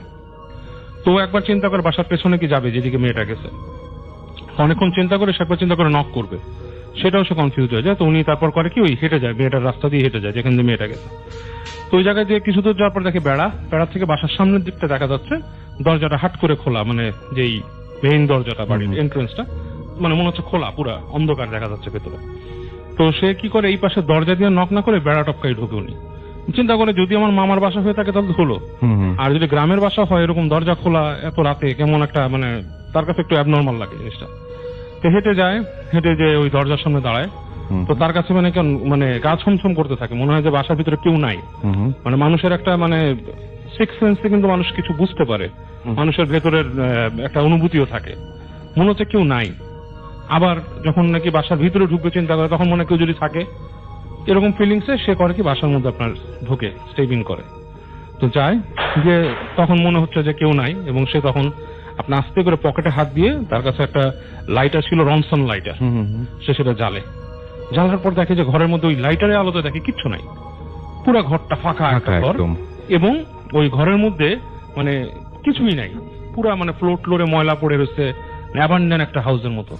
তখন তার মানে খা খা করে উঠে শরীরটা, এবং তার ঠিক পেছনে যে দরজাটা, ওই সময় মনে হয় কে জানি জোরে একটা নাড়া দিয়ে যায়, কাঠের যে পাল্লাটা, এটা মানে খুব জোরে, মানে কেউ যে স্ল্যাম করে সেরকম একটা শব্দ হয়। তো সে ওই তার মানে প্রচন্ড সে ভয় পেয়ে যায়, কেঁপে উঠে সে বের হয়ে আসে ঘর থেকে। বের হয়ে এসে সে উঠানে কিছুক্ষণ হতবিহ্বলের মতো দাঁড়ায় থাকে, এবং সে আস্তে আস্তে হেঁটে বের হয়ে আসে। সামনে যে বাঁশঝাড়, সেখানে দেখতেছে অনেক শিয়াল দূর থেকে দাঁড়ায়। তো এটা দেখেও সে ভয় পায়, মনে করে যে শিয়াল যদি আমাকে অ্যাটাক করে, এবং সে তখন হাঁটা দেয়, কোনো দিক বিদিক না দেখে হাঁটতে থাকে, হাঁটতে এবং দেখে শিয়ালগুলো তাকে ফলো করতেছে একটা ডিস্টেন্স রেখে। কিন্তু সে একটা বাসায় যেয়ে নক করে চিৎকার করতে থাকে, দরজা খুলেন। তো বাসার ভিতর থেকে মানুষ বের হয়, মধ্যবয়সী লোক, সে গেট খুলে বলে, কি ব্যাপার, ঘুমের চোখ কসলায় যে আপনি এই রাত বিরাতে নিশি রাতে আপনি মানুষ উঠাইতেছেন, কে আপনি? তখন সে বলে যে আমার মামার বাসায় আসছি, আমি অমুক তমক, এই সে আমার মামা অসুস্থ। বলে অমুক সাহেব, ও আচ্ছা, তিনি তো অন্যদিকে থাকেন, এখান থেকে প্রায় অনেক দূর, প্রায় এখান থেকে মানে কয়েক দূরে, উনি তো এখানে না, এটা অমুকের অমুক নাকি, এরকম তার কিছু পরিচয় দেয়। সে বলে হ্যাঁ। বলে সেই জায়গা নাই, আপনি ভুল দিকে আসছেন। তো বলে আমার এরকম এক মহিলা নিয়ে আসছে রাত্রে। কোন মহিলা নিয়ে আসছে? বলে যে এরকম বাসা, এদিকে আসছে। বলে তোর অমুক অলক্ষীর বাসা, তো মারা গেছে, কোরা খুঁজে পায় না কেউ। বলে সে মানে খুব একটা মানে তার ভালো ছিল না, মানে গ্রামে কোন একটা শালীর বিচারে তাকে মানে বিচার করা হয়, কিন্তু তার আর লাশ কেউ পায় না খুঁজে। আচ্ছা, এরকম কাহিনী হয়। তো সেটা শোনার পর সে আরো ভয় পায়। তো বলে আপনারা কি নিয়ে আসছে, কি বলেন? ওই লোক তাকে বসায় রাত্রেবেলা থাকতে দেয়, তাদের একটা সামনে কাছারি ঘরের মতো থাকতে দেয়। তো উনি খুব ভয়ে রাত কাটান ওই কাঠ। তারপরে উনি পরদিন যান, যে খুঁজে ওনার মামার বাসা বের করেন, এবং মামাকে বলেন যে এরকম কাহিনী। তো ওনার মামার সাথে কথা বলেন, মামা অসুস্থ, মামার চিকিৎসা করেন, কিছুদিন থাকেন ওই জায়গায়, এবং আলটিমেটলি উনি পরে একটা খবর পান গ্রামের একটা ইয়াং ছেলের কাছে। বলে যে অনেকে বলে যে আপনি যে রাস্তা দিয়ে আসছেন, যেখানে মেয়েটাকে দেখছেন, ওই গাছের নিচে তার একটু মেয়ের ওই যে ফেলে দিছিল। আচ্ছা, পানিতে। ওই গাছের নিচে ওখানকার যে মাতবর বা মেম্বার ছিল, তার ছেলেপেলেরা এই কাজটা করছে আর কি। ওকে, এটা অনেকে বলে। তো এবং অনেকে ভয় পায় ওইখানে গেলে, এবং ওইখানেই তাকে ওখানে দেখা গেছিল জিনিসটা। অনেক ধন্যবাদ বাবু ভাই, থ্যাংক ইউ সো মাচ। আপনার শুরুতে আপনার নামটা সবাইকে বলবেন, সবার সাথে আপনি একটু যদি একটু পরিচিত হতেন। আমার নাম কারি মোহাম্মদ বজলুল হক। আপনি এই এলাকার বাসিন্দা, একসময় এলাকাতেই ছিলেন, এখন মনে হয় নারায়ণগঞ্জে আছেন। আমি এটাই আমার বাড়ি, আমি এখানে আছি। আমি যদিও শহরে থাকি, কিন্তু আমার ক্লোজ কানেকশন আছে এইখানের সঙ্গে। আচ্ছা, আমি এইখানে এসে দেখলাম যে এই এলাকাটাতে আপনি বলছেন যে আপনি আমরা যার নামে কথা বলছিলাম, তিনি হচ্ছেন আলহাজ কারি মোহাম্মদ আলী হুসাইন। জি জি, আপনার বাবা। জি, আপনার বাবা। এবং আপনি বলছিলেন যে এই এলাকাতে তার তিনি যে মাদ্রাসায় শিক্ষকতা করতেন, সেখানে শুধুমাত্র মানুষই না, অনেক জিনরাও লেখাপড়া করতেন। এবং তিনি মুহূর্তের মধ্যে, আপনি এই যে বলছিলেন যে তার কাছে অনেক অসুস্থ মানুষ আসতো, যেমন একটা পাগলের ঘটনা বলেন, শিকল পরানো একজন পাগল কোন একটা সময় তার কাছে এসেছিল। একটু ঘটনাটা আমাদের বলবেন, কি হলো? আচ্ছা, শুধু একটাই না, আরো অনেক ঘটনা আছে। এখন এমনই হতো, মানে ওনার অবস্থাটা এমনই ছিল। উনি ঠিক সাধনার কারণে উনি মক্কা থেকে আসছিলেন, যদিও অরিজিনালি উনি এই বাংলাদেশের বংশোদ্ভূত। 3 বছর বয়সে 3 বছর বয়সে চলে গেছিলেন এই দাদাজির সঙ্গে। সেখানে মক্কাতে গিয়ে মেসফালা ওনারা মানে বাড়িঘর করেছিলেন, সেখানেই পড়াশোনা করছেন। সলুতি একটা মাদ্রাসা, ওখানে পড়াশোনা করে এরপরে বাংলাদেশে যখন চলে আসলেন, হাজিদের সঙ্গে ওয়াদার কারণে উনি চলে আসছিলেন, স্বপ্ন দেখে এখানে চলে আসলেন। এবং ওনার অরিজিনাল বাড়ি ছিল যেখান থেকে তিনি 3 বছর বয়সে ওনার আব্বার সঙ্গে গিয়েছিলেন, সেই নারায়ণগঞ্জের প্রান্ত দেশ থেকে সৈয়দপুর থেকে চলে গেছিলেন, কিন্তু উনি ওখানে আর ব্যাক করেন নাই, ওই এলাকা তার ওঠেন নাই। এই সোনারগাঁয়ের এই এলাকার এখানে যেখানে আমরা বসে কথা বলছি কোরবানপুর দরবার, সেখানে উনি ব্যাক করলেন। কেন? ওয়াদা ছিল এখানে উঠবেন। তো উনি এতটুকুই আধ্যাত্মিকতা ওনার অর্জিত হয়েছিল, বা উনি এত কিছুই করেছেন যে ওনার অভিজ্ঞতায় উনি জিনেরা তার কথা শুনত। এইভাবে তিনি চিকিৎসাগুলো করতেন আসলে। উনি দেখা যেত যে একেবারেই বদ্ধ পাগল, 10 বছরের পাগল, সব জায়গা থেকে ব্যর্থ হয়ে ওনার কাছে নিয়ে আসছে। উনি বসে থেকে উনি সেই জিনটাকে তলব করতেন, কথা বলতে থাকতো। রুগী তখন কথা বলতে বলতে এমন এক সময় যেত, বোঝা যেত যে এটা রুগী আর কথা বলছে না, এখন জিন কথা বলছে। তখন বলতে বলতে উনি জিনকে সামনে, আমি নিজে দেখেছি, কাঁসার যে মানে গ্লাস ছিল, কাঁসার গ্লাসের মধ্যে পানি রেখে উনি দম করে মানে ফুঁক দিয়ে ওখানে বসাই দিত যে বসো। এরপরে দেখা যেত যে মানে রুগী আসছে, সে কখনো কোনো কোরআন তেলাওয়াত করতে পারে না, কোরআন জানতো না, বসার সমানে কোরআন তেলাওয়াত করছে। এবং আরেকজন পাগল নিয়ে আসছে যে কোনোদিন কোনো সঙ্গীত বলতে কিছুই জানে না, গান জানে না, সমানে গান শুরু করেছে। এখন যখন এরকম হইতো তো উনি বসায় রেখা সেই জিনটাকে উনি ওখানে হাজির করতেন। এবং এগুলি ঘটছে আমাদের একেবারেই বরাবর, একদিন দুদিন সাডেনলি কোনো ঘটনা নাই, একেবারে রেগুলার প্রায়ই ঘটতো। এরকম নিয়ে আসলে পরে উনি এখানে দেখছো, তার কাছ থেকে জবান নিত, তার কাছে জবাব নিত, তুমি কতদিন ধরে এই করেছো? বল অতদিন ধরে তার সঙ্গে সঙ্গ দিছে। কখন কিভাবে তুমি করলা? বল সে একদিন আসছিল, যেমন এক নববধূ, যেমন নববধূ, এইটা আমার বাড়িতেই করছে। নববধূ আমার বড় ভাবি, উনি মাত্র বিয়ে হয়েছে, সামান্য কয়েকদিন গেছে। উনি শেষ রাত্রে আজানের আগে গোসল করতে ঘাটলে আসছে, এই যে পাশের যে ঘাটলা, মেঘনা নদীর ঘাটলায়, উনি ঘাটে আসছেন। হঠাৎ করে উনি চেষ্টা করলেন যে লাভ দিলেন, আস্তে করে ঝুপ করে পানিতে পড়বেন। নতুন বউ লজ্জা নিয়ে এসে আসছে, যেন মসজিদের লোকজন আসার আগে, আজানের আগে এসে গোসল করে আবার ফিরে যেতে পারে। এই অবস্থায় আসছে, উনি পানিতে নামবেন, হঠাৎ করে দেখলেন যে পানিতে নামতে গিয়ে উনি পানিতে নামলেন না, কে যেন ওনাকে ধরে ফেলল এবং ওনাকে আস্তে করে মানে হাওয়ায় ভাসিয়ে দিল। আপনি বলছিলেন যে একটা বাচ্চা সে মানুষকে যেভাবে নেয় এভাবে, হ্যাঁ, একটা বাচ্চাকে যেভাবে কোলে তুলে নেয়, এইভাবে দুইটা হাত তাকে মানে কোলে তুলে দিল একটা বাচ্চার মতন, তুলে নিয়ে হাওয়ায় ভেসে গেল। উনি অনেক চিৎকার করার চেষ্টা করলেন এবং উনি ডাকার চেষ্টা করলেন। উনি বুঝতেছেন যে উনি কোথায় যাচ্ছেন, বেঁচে যাচ্ছেন। উনি মনে হলো স্বপ্নে মানুষ যেভাবে ভাসে, আমি বেঁচে যাচ্ছি, দুটা হাত আর একটা বিরাট ফিগার সামনে দেখতে পাচ্ছেন যে বিরাট। উনি বুঝতে পারছেন যে সামথিং মানে অলৌকিক কিছু আর কি, সুপার ন্যাচারাল কিছু, যেহেতু উনি হুজুরের বাড়ির বউ, উনি এই গল্প এখানে এসে দেখছে, শুনছো, তো উনি সেটা ভাবতেছেন যে আমার কোথায় নিয়ে যাচ্ছে। তো আমাদের যে পাশে যে গোরস্থান, উত্তর দিকেই গোরস্থান, সেই গোরস্থানের পাশেই বড় তেঁতুল গাছ একটা ছিল। প্রথম নিয়ে ওখানে মানে তাকে এমন ভাবে শোয়াই দিল যে তেঁতুলের ডালগুলি প্ল্যাটফর্মের মতো হয়ে গেল। তো সেখানে রাখার সঙ্গে সঙ্গে ভাবি বলতেছেন যে আমি তো ওখানে এমন ভয় হচ্ছে, কিন্তু আমি কত শব্দ করতে পারতেছি না, শুধু তার এক্স কাছে সারেন্ডার হয়ে গেছি, শব্দ আসছে না। তো সেখানে যখন রাখলো, কিছুই বুঝলাম না, সেই বড় দুটো হাত আবার আমাকে ওখান থেকে ঝট করে তুলে আবার এদিকে মানে হাওয়ায় ভেসে আবার এদিকে দক্ষিণ দিকে আবার আসা শুরু করলো।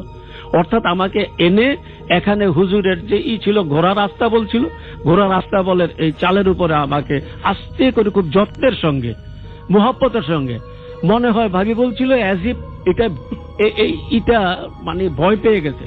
আমাকে যে দুটো বড় হাত আমাকে কোলে করে নিয়ে গেল, সেই সত্তা, সেই মানে এটা অস্তিত্বটা মনে হয় কিছুটা ভীত হয়ে গেছে, আমাকে এখানে রাইখা চলে গেল। সকালবেলা খোঁজ, বউকে পাওয়া যাচ্ছে না, ফজরের আজান চলছে একদিকে, আরেকদিকে চলছে। তারপরে হুজুর বলল যে ঠিক আছে, তোমরা একটু চুপ করো, ফেরত আসবে সে, বাধ্য, সে কোথায় যাবে। তারপরে দেখা গেল তোমরা কাছে খোঁজো। তারপরে কাছে খুঁজতে দেখা গেল গোড়া রাস্তা বল, এখন আমরা যেখানে বসে আছি এর পাশেই তো গোড়া রাস্তা বলটা, সেখানে দেখা গেল সারি উঠতেছে হাওয়ার মধ্যে। তারপরে তাকে যখন নামায় আনলো, তখন সে বলল যে আমাকে যে নিয়ে গেল আবার এখানে যে পৌঁছায় দিল, এই সময়টা নিয়ে যাওয়ার সময় তার ভয়ঙ্কর রূপ, আমার সঙ্গে তার ব্যবহারটা অনেকটা মানে জবরদখলকারীর মতো, কিন্তু যখন ফেরত নিয়ে আসলো আমার প্রতি খুব সেই মানে এত সফট ব্যবহার করলো, পারে তো আমার কাছে মাপ চেয়ে আমাকে রেখে যায়। পরে হুজুরকে জিজ্ঞেস করা হলো যে কি হলো, আসলে ঘটনাটা কি ঘটল। বলল যে এটা একটা বজ্জিন, সে বজ্জিন বিশেষ করে নববধূদের উপরই তার আকর্ষণ বেশি থাকে। ও একটা চরিত্র, লম্পট চরিত্রের একটা বজ্জি।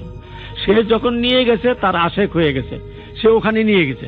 কিন্তু তখনই শোনার সঙ্গে সঙ্গে আমি দোয়া দুরুদ পড়তেছিলাম, তখন তার উপরে এটার প্রভাব হয়ে গেল এবং সে ভীত হয়ে এখানে রিটার্ন করে দিয়ে গেল। এই বাড়িতে, এই এলাকায় তখন এরকম আরো অনেক ঘটনা আছে, আমরা সেই ঘটনাগুলো শুনবো। আমরা ঘটনা বলবেন, আপনার যে ঘটনাটা, এই ঘটনাটা কোথাকার ঘটনা আরেকবার বলতে হবে একটু প্লিজ। এই ঘটনাটা কক্সবাজারে ঘটেছে। কক্সবাজারে ঘটেছিল, শুনি আপনার ঘটনাটা। এই ঘটনাটা আমার কাজিন আকবর রাব্বির কাছ থেকে আমি শুনেছি। এই ঘটনাটা বেসিক্যালি তার ফ্রেন্ড আর তার ওয়াইফের সাথে ঘটে যায়। তারা 2008 সালে বিয়ের পর তারা হানিমুনে যায় কক্সবাজারে। ফার্স্টের দিন তারা কক্সবাজার বিচের মধ্যে টাইম স্পেন্ড করে। সেকেন্ড ডেতে তারা হিমছড়ি এবং ইনানি বিচে যেতে চায় একটা সিএনজি ভাড়া করে। তারপর তারা হিমছড়ি পাহাড়ে ওঠে। হিমছড়িটা অনেক ঘোরাঘুরি করে তারা পাহাড়ে উঠে তার ওয়াইফ একটা 7 থেকে 8 বছর একটা বাচ্চা ছেলেকে দেখতে পায়। আচ্ছা, এবং তাদের সাথে পরিচিত না তো নিশ্চয়ই? না, পরিচিত না। আর সেই বাচ্চা ছেলেটার হাতে একটা ফুল ছিল। এখন সে বেসিক্যালি এটা মনে করেছিল যে ফুল বিক্রি করে যে টাইপের ছেলেরা ওখানে থাকে, ওই টাইপের। সে বলল যে আমাদের ফুল লাগবে না। পরে সেই ছেলেটাকে ইগনোর করলো। পরে সে জায়গা থেকে লিভ করলো। তারপর তারা ইনানি বিচে যায়। সেখানে গিয়ে তারা পানিতে গোসল করে। ভাইয়া পিকচার তুলছিল পানিতে, আর ভাবি বিচের মধ্যে বসেছিল। কিছুক্ষণ পরে সে সাইড ফিরে দেখলো যে সেই বাচ্চা ছেলেটাই হাতে একটা ফুল নিয়ে দাঁড়িয়ে আছে। সে ওই জিনিসটাকে, তখন তার মাথায় সেই জিনিসটা আসেনি যেটা যে ছেলেটাকে সে হিমছড়ি পাহাড়ে দেখেছিল, ওই ছেলেটা সেম, এটা তার মাথায় আসেনি। সে জাস্ট ছেলেটাকে দেখলো আর সে ওই ছেলেটাকে ইগনোর করলো।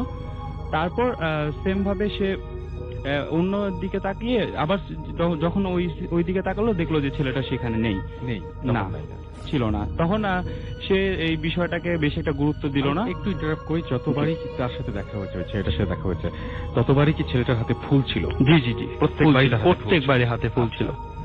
তারপর আমি চলে যাচ্ছি। তারপরে তারা সেই জায়গা থেকে যখন লিভ করলো, তারা সিএনজি করে যাচ্ছিল, সাইড ভিউ দেখছিল। যখন তারা প্রত্যেকটা সাইড ভিউ দেখতে দেখতে যাচ্ছিল, তখন তারা রাস্তার মধ্যে দেখলো সেম ওই ছেলেটাই হাতে ফুল নিয়ে দাঁড়িয়ে আছে। এবং এবার সে যখন দেখলো, দেখার পরে তিনি এবার পুরোপুরি ভাবে জিনিসটাকে বুঝতে পারলো যে হিমছড়ি পাহাড়ে যে ছেলেটাকে দেখেছিল, ইনানি বিচে যে ছেলেটাকে দেখেছিল এবং রাস্তায় যে ছেলেটাকে দেখলো, একই ছেলে, সেম। এই জিনিসটা সে যখন বুঝতে পারলো, সেই এই কথাটা ভাইয়াকে বলল।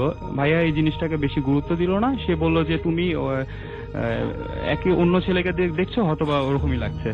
পরে সেই জিনিসটা তারা এখানে ভুলে গেল। কিন্তু সব থেকে ভয়ানক ঘটনাটা ঘটলো হোটেল রুমে। মিডনাইটে তারা ঘুমাচ্ছিল, ডিম লাইটের আলোয় সে যেটা দেখতে পেল, হঠাৎ করে রাতের বেলা তার ঘুমটা ভেঙে যায়। সে ডিম লাইটের আলোর মধ্যে সে দেখতে পেল ওই সেম ছেলেটা তাদের পায়ের সামনে দাঁড়িয়ে আছে হাতে ফুল নিয়ে। এটা দেখার পরে সে খুবই ভয় পেয়ে যায় এবং চিৎকার করে। চিৎকার শুনে ভাইয়া সাথে সাথে উঠে যায়, উঠে কিছুই দেখতে পায় না। বাট সে বারান্দার দরজার মধ্যে একটা সাউন্ড পায়। এই সাউন্ডটা পেয়ে সে সাথে সাথে সেই বারান্দার দিকে চলে যায়। সে গেটটা খুলে দেখে কিছুই নেই। যখন সে বারান্দায় যায়, সে রুম থেকে আরেকটা চিৎকারের শব্দ পায়। সে রুমের ভিতরে গিয়ে দেখে যে ভাবি মাটিতে পড়ে আছে এবং কাঁপছে আর কাঁপছে। সে তাকে জিজ্ঞেস করে কি হয়েছে। সে যেটা বলে যে সে যখন বারান্দায় গিয়েছিল ভাইয়া, তখন সে সেম ওই ছেলেটাকে দেখতে পেয়েছিল। আর ওই ছেলেটা তখন একটু রাগান্বিত চেহারাদের মধ্যে ছিল, আর ছেলেটার চুলগুলো বড় ছিল। তারপর তাকে হাতটা ধরে, যখন তার হাতটা ধরে, তখন সে তাকে দেখতে পাচ্ছিল না। তাকে হাতটা ধরে বেড থেকে নিচে ফেলে দেয়। যখন তার হাতটা ধরে, তখন তার মনে হলো যে ঠান্ডা কিছু একটা জিনিস তার হাত ধরে তাকে নিচে ফেলে দিল। পরে ভাইয়া যখন এইসব ঘটনাগুলো শুনলো, তখন সে বললো সামথিং ইজ ভেরি রং। তারপর তাকে ঠান্ডা করার জন্য বললো এটা আসলে কিছুই না, এই জিনিসটা তুমি ভুল হয়তোবা করেছো। পরে তারা ফ্রেশ হয়ে আবার ঘুমিয়ে গেল। যখন ঘুমাচ্ছে তখন সে ফিল করলো যে ভাবির গায়ে অনেক জ্বর চলে এসেছিল, 103-এর উপর তখন জ্বর ছিল। পরের দিন সকালবেলা লোকাল একটা ডক্টরকে আনা হলো। সে ডক্টরটা তাকে মেডিসিন দিল, বাট তার জ্বর কমছিল না। তারপরে তারা ওই দিন রাতের বেলায় ঢাকার উদ্দেশ্যে ব্যাক করলো। ঢাকার আসার পরও ভাবির জ্বর কমছিল না, 101 থেকে 103-এর মধ্যে জ্বরটা ছিল। তারপর একটা হুজুরকে আনা হলো। হুজুর তাকে দোয়া তাবিজ করে তাকে একটা তাবিজ দেয়, আর তাবিজ দেওয়ার পরে তার হাজবেন্ডকে বলে যে কোনো সমস্যা হবে না, তাকে কোনো ক্ষতি করতে পারবে না। তারপর যখন কোনো ক্ষতি করতে পারবে না, তারপর সেই জিনিসটা, তারপর সে হুজুরটা চলে যাওয়ার আগে তাকে জিজ্ঞেস করলো যে আমার ভাই তাকে হুজুরকে জিজ্ঞেস করেছিল যে আসলে প্রবলেমটা কি। তখন তাকে বললো যে একটা জিন ওনার ওয়াইফকে নজর দিয়েছে এবং সে এটা পুরোপুরি ভাবে চলে যাবে না, এর কিছুদিন সময় লাগবে। তারপর সেই জিনিসটা প্রায় সময় রাতের বেলা দেখতো। সে কি এখনো দেখছে সেটা? না, সে তারপর ওই তাবিজটা পাওয়ার পরে সে জিনিসটাকে দেখতো না, সে ফিল করতো আর স্বপ্নে দেখতো, এটা মানে সরাসরি আর দেখতো না। তারপর থেকে স্বপ্নে দেখে? হ্যাঁ, জি জি। তো আমি এটাই বলছিলাম আর কি, যে আপনি মনে করেন যে কোনো একটা জায়গায়, আপনাকে অনেক ধন্যবাদ মারুফ। এবং আমরা একটু আপনার কাছে তার ঘটনাটা শুনি। আপনি এমনিতে ব্যবসা করেন, আপনার নাম সাফায়েতুল্লাহ, রাইট? জি জি, আমার নাম সাফায়েতুল্লাহ। আর আপনি যার ঘটনা বলছেন তার নামটা কি? তার নাম মনু মিয়া। মনু মিয়া, কি হয়েছিল মনু মিয়ার? আপনি মনু মিয়ার এই মুখমণ্ডলে এমন অদ্ভুত ধরনের একটা ফোড়া হয়েছিল, যে ফোড়াটা খুব বড় আকৃতির। এটা লাল হয়ে পাকা পাকা অবস্থায় থাকতো, কিন্তু এটা শেষ হতো না, নিঃশেষ হতো না, মানে কোন সময় সে মানে সুস্থ হতো না? সুস্থ হতো না। এবং ওইটার এই যে ফুলাটা ছিল, যে ফোড়ার যে ফুলাটা, এটা কমতো না। পুরো মুখমণ্ডল প্রায় মোটামুটি মুখমণ্ডল এবং কানের এক পাশ দিয়েই এটা দেখা যেত, অনেক বড় আকৃতির। তো এটা নিয়েই গরিব মানুষ সে মৎস্য শিকার করত, আরো অন্যান্য লোকও তার সাথে মৎস্য শিকার করত, প্রায় 10 থেকে 12 জন জাল পেতে, মেঘনা নদীতে জাল পেতে মৎস্য শিকার করত। তখন অনেক বছর পরে যেটা তার সারতেছে না, তখন সে এই মৎস্য শিকারের জন্য মেঘনা নদীতে জাল পেতে জালটা ধরেছিল। এমন এক সময় তার নৌকায় পানি থেকে এই মেঘনা নদীর যে নদী থেকে এমন অদ্ভুত আকৃতির এক ভূত বা জিন বা যে কোনো শ্রেণীর উঠে তার নৌকা তুটলো এবং বললো, তুমি ভয় পেও না, তোমার যে অদ্ভুত শ্রেণীর যে ফোড়াটা আছে, তুমি এটা নিয়ে অনেক কষ্ট করতেছো, তোমার আর কষ্টের দিন শেষ হয়ে যাবে। তো তখন এই অদ্ভুত আকৃতির যে প্রাণীটি, তার সেই ফোড়াটার মধ্যে চুম্বন দিয়ে সম্পূর্ণ ভিতরে যে আপনি বলছেন কামড় দিয়েছিল, কামড় দিয়ে পুরো তুলে নিয়ে গিয়েছিল, পুরোপুরি তুলে নিয়েছিল। তারপর থেকেই সে তার কোনো বিষ ব্যথা কোনো কিছুই সে অনুভব করে নাই। পরেই তার এই গম্বুজ আকৃতির যে ফোড়া, এটার অবসান করেছে। অনেক ধন্যবাদ আপনাকে। এবং আমরা একটু ফারনানের কাছে যাব এবং ফারনানের কাছে কিছু ঘটনা শুনবো। এই আশেপাশের এলাকার কিছু টুকরো টুকরো ঘটনা যদি ফারনান একটু বলতেন, যেগুলো বেশ ভয়ঙ্কর লাগে আপনার কাছে। পুরান ঢাকা থেকে এসেছি, আর যেটা হচ্ছে যে মানে প্রথমে জানাচ্ছি রেডি ফুডতে এবং গ্রামীণ ফোনকে অনেক ধন্যবাদ এরকম একটি সুন্দর এপিসোড উপহার দেওয়ার জন্য। আর যেটা হচ্ছে যে মানে ভূত এফএমের তো অনেক ঘটনা আমি নিজেও শুনেছি, প্লাস আমি নিজেও শেয়ার করি। তো ভূত এফএমের সবচেয়ে মজার এখনকার যে পার্টটা, সেটা হচ্ছে এই অ্যাডভেঞ্চার পার্টটা। তো ভূত FM is full of adventure. তো যাই হোক, তো আমি নারায়ণগঞ্জের কিছু ঘটনা, সেটা হচ্ছে যে নারায়ণগঞ্জের চাষারা প্লাস নারায়ণগঞ্জ শহরের কিছু ঘটনা শেয়ার করব। এগুলো মূলত মানে আমার বেশ কিছু ফ্রেন্ড এই নারায়ণগঞ্জে রয়েছে এবং তাদের কাছ থেকে আমি শুনেছি। তো এর মধ্যে যেটা হচ্ছে যে আমার একটা ফ্রেন্ড আছে, ওর নাম হচ্ছে মীরা। ও নারায়ণগঞ্জের মানে শহীদনগর নামে একটা জায়গা থাকে এবং ওই ঘটনাটা শেয়ার করে। এবং ও যেটা বলে যে এই নারায়ণগঞ্জের যে শীতলক্ষা নদীটা, এই নদীর পাড়ে বেশ কিছু জায়গা রয়েছে যেগুলো হন্টেড। এবং এই জায়গাগুলোর মধ্যে একটা মানে সব থেকে পরিচিত যে জায়গাটা, সেটা হচ্ছে কুমুদিনী ওয়েলফেয়ারের একটা পরিচিত জায়গা ছিল এখানে। এবং এখানে নাকি একটা মাঠ ছিল এবং এই মাঠের পাশে মানে বর্তমানে যেটা এই মাঠটা সবাই বাটা কোম্পানির মাঠ নামে চিনে থাকে। তো এই মাঠ নিয়ে অনেক ঘটনা এক সময় প্রচলিত ছিল, কিন্তু এখন তো বর্তমানে অনেক লোকালয়, অনেক মানুষজন, তো বর্তমানে এরকম নাও দেখা যেতে পারে, কিন্তু এটা আগের একটা মিথ প্রচলিত ছিল এরকম। তো এবং এই মাঠটা কিন্তু সেই শীতলক্ষা নদীর পাড়ে এখনো রয়েছে। তো বর্তমানে এটা বাটা কোম্পানির মাঠ নামে পরিচিত। তো এখানে যেটা হতো যে মানে দিনের বেলাও নাকি মানুষ আসতে খুব বেশি ভয় পেত। ভয় পাওয়ার কারণ হচ্ছে যে এখানে অনেক মানে মানুষকে মেরে কবর দিয়ে রাখা হইতো, মানে সিক্রেট কিছু মানে কবর থাকে না, যেটা অনেকে জানে না, এরকম কবর দিয়ে রাখা হতো। তারপরে ফলে কি করতো? তার ফলে যেটা হতো যে যখন মানুষ এখান থেকে ক্রস করতো রাতে বা অন্যান্য সময়, যাদের বাসা আশেপাশে রয়েছে তারা হঠাৎ করে অনেক ধরনের সাউন্ড শুনতে পেত, যেমন হঠাৎ করে কোনো মেয়ে কাঁদতেছে এরকম একটা সাউন্ড। তারপরে আরো যেটা দেখতো যে নদীর পাড়ে যেহেতু ওই অনেক সময় দেখা যেত যে রাতের দিকে ওই কিছু কিছু ছোট ছোট ছেলে মেয়ে নদীতে গোসল করতো, যেটা আমরা অনেক সময় দেখি না যে দুপুরবেলা গোসল করে, এরকম রাত 12টা 12:30টার দিকে। এটা তো একটা খুবই অস্বাভাবিক একটা বিষয়, তাই না, যে হঠাৎ করে এরকম কিছু দেখা যাবে। তো সবাই যখন দেখতো ওরা বুঝতো যে না এটা উইয়ার্ড কিছু একটা। পুকুরের কথা বলছেন, সেই পুকুরের কথা যেটা, হ্যাঁ একটা একটা করে আসি ভাইয়া, মানে সিরিয়াল বয়ে আসতেছেনি। তো এটা হচ্ছে ওই শীতলক্ষা নদীর পাড়ের বেশ কিছু ঘটনা। তো এরপরে আরেকটা ঘটনা আছে নদী রিলেটেড, এই শীতলক্ষা নদী নিয়ে। সেটা হচ্ছে যে ওই সময় একটা মিথ প্রচলিত ছিল যে এই ঘটনা মূলত একটা মাঝির কাছ থেকে আমি শুনেছিলাম। সেটা হচ্ছে যে এরকম যে ওনারা যখন রাতের বেলা, অনেক আগের ঘটনা এগুলো, পুরনো, তো ওনারা যখন মানে ওই নৌকা বন্ধ করে যখন মানে রাতে চলে যাবে, তখন যেটা হচ্ছে অনেক মাঝিরা ওই নৌকাতে থেকে যেত রাতের বেলা। তখন যেটা হতো যে একটা মেয়ের মতো, মানে বইয়ের মতো সাজ দিয়ে, মানে লাল শাড়ি পরে, মানে একটা কেউ আসতো এরকম, এসে মানে মাঝিদেরকে বলতো যে আমাকে নদী পার করে দাও। তখন সবাই চিন্তা করতো যে যারা ওখানে থাকতো, অনেক কম মানুষই থাকতো তখন সেখানে, তারা ভাবতো যে হয়তো বা হেল্প করি, কোন একটা মানে বিপদে পড়ছে হেল্প করি। তো তখন যেটা হতো যে তারা ওই নদী পার করার জন্য ওই যে লাল শাড়ি পরে যে মেয়েটা আসতো সেটাকে উঠাতো নৌকাতে। এবং সব থেকে অবাক বিষয় ছিল যে কখনো তারা, মানে যাদের সাথে এই ঘটনাগুলো ঘটেছে, তারা কখনোই ওই মেয়েটার চেহারা দেখতে পারেনি, মানে সবসময় মানে চেহারাটা বন্ধ করা থাকতো নাকি। এবং এই নৌকাটা যখন মাঝ নদীতে দিকে আসতো, গভীর নদীর দিকে আসতো, তখন হঠাৎ করে ওই জিনিসটা মানে নদী থেকে ঝাঁপ দিয়ে নদীতে পড়ে যেত। মানে ঝাঁপ দিলে তো নদীতে একটা সাউন্ড হবে পানিতে পড়া, সেটা হতো না, মনে হচ্ছে যে ভ্যানিশ হয়ে গেছে হঠাৎ করে। তো এরকম অনেক মিথ এই নদীটা নিয়ে প্রচলিত ছিল। আর যেটা হচ্ছে যে আরেকটা কথা বলবো যেটা, সেটা হচ্ছে যে এই নারায়ণগঞ্জ শহরেই মানে পানির ট্যাঙ্কি মানে একটা জায়গা আছে এরকম, মানে এরকম নামেরই, এক্স্যাক্টলি নামটা আমার ঠিক মানে এখন মনে নেই। তো সেখানে একটা পুকুর রয়েছে। এই পুকুরে যেটা সব থেকে বেশি প্রবলেম সেটা হচ্ছে যে প্রত্যেক বছরই প্রায় জুন থেকে জুলাই মাসে, এই 2টা মাসেই বিশেষ করে এই পুকুরটাতে অনেক মানুষ মারা যায়, মানে মিনিমাম একজন হলেও মারা যাবে। কিন্তু এই মারা যাওয়ার কারণটা কেউ এখন পর্যন্ত আইডেন্টিফাই করতে পারেনি। এখানে যে ঘটনাটা ঘটে যে হঠাৎ করে যেটা দেখে যে মানে ওই জুন জুলাইয়ের দিকে কেউ একজন মানে লাশ ভেসে উঠছে সন্ধ্যার পরে। ওই লোকটা কিভাবে মারা গেল, মানে কেন মারা গেল, কিভাবে, মানে এই জিনিসগুলো বুঝতে পারে না কেউ। তো এরকম একটা হন্টেড পুকুর মানে নারায়ণগঞ্জে রয়েছে। তারপর আরেকটি স্কুলের কথা মানে আমি শুনেছি, সেটা হচ্ছে যে ওই স্কুলে একবার যেটা হয় যে মানে একটা ছোট বাচ্চা ক্লাস 2-3 পরে এরকম, সে মানে বাথরুমের ভিতরে মানে লক হয়ে গেছিল। এবং লক হয়ে যাওয়ার পরে যেটা হয় যে তার থেকে 2 থেকে 3 দিন মানে যেটা হলিডে ছিল, এবং সে কোনোভাবে আর বাথরুম থেকে বের হতে পারেনি।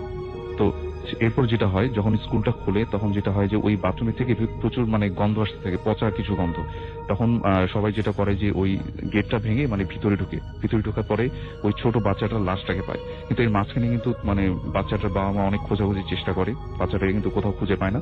পরে শেষ পর্যন্ত ওই স্কুলের বাথরুম থেকে বাচ্চাটার লাশ খুঁজে পায়, এবং বাচ্চাটার লাশ এমন ভাবে ছিল যে মানে ঘাটটা সম্পূর্ণ মানে ভাঙা ছিল, এবং কমোটের ভিতরে যে গর্তটা থাকে সেখানে মাথাটা টেনে নিয়ে গেলে যেরকম হবে মানে সেরকম বিভৎস অবস্থায় লাশটা পাওয়া যায় ওই বাথরুমের ভিতরে।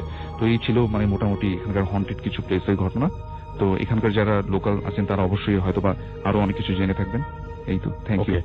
বলবেন আপনি একটু কাইন্ডলি যদি বলতেন যে আপনি কোথা থেকে এসেছেন? নওগাঁ থেকে এসেছেন। আচ্ছা, শুনি আপনার ঘটনা। আমি হ্যালো গাইস, হ্যালো লিসেনার্স, আমি প্রথমে আপনাদের সবাইকে সালাম জানাই। আর যাদের অনুপ্রেরণাতে আমি শুনছি তাদের নামটা আমরা শুনবো না এখন, অনেকে অনেক কষ্ট করেছে, আমরা সরাসরি ঘটনায় চলে যাই। আচ্ছা ঠিক আছে। আমি যে ঘটনাটা বলবো সেটা হচ্ছে আমাদের নওগাঁর ঘটনা, এবং এটা গ্রামের ঘটনা। ঘটনাটা আমার বাবার কাছ থেকে শোনা, আমি সেভাবে বলার চেষ্টা করছি। তো আমার বাবা একজন স্কুল শিক্ষক। আচ্ছা, তিনি সহকারী হেড পোস্টে ছিলেন। আমাদের বাসাটা গ্রাম থেকে প্রায় 20 কিলোমিটার দূরত্বে তার স্কুল।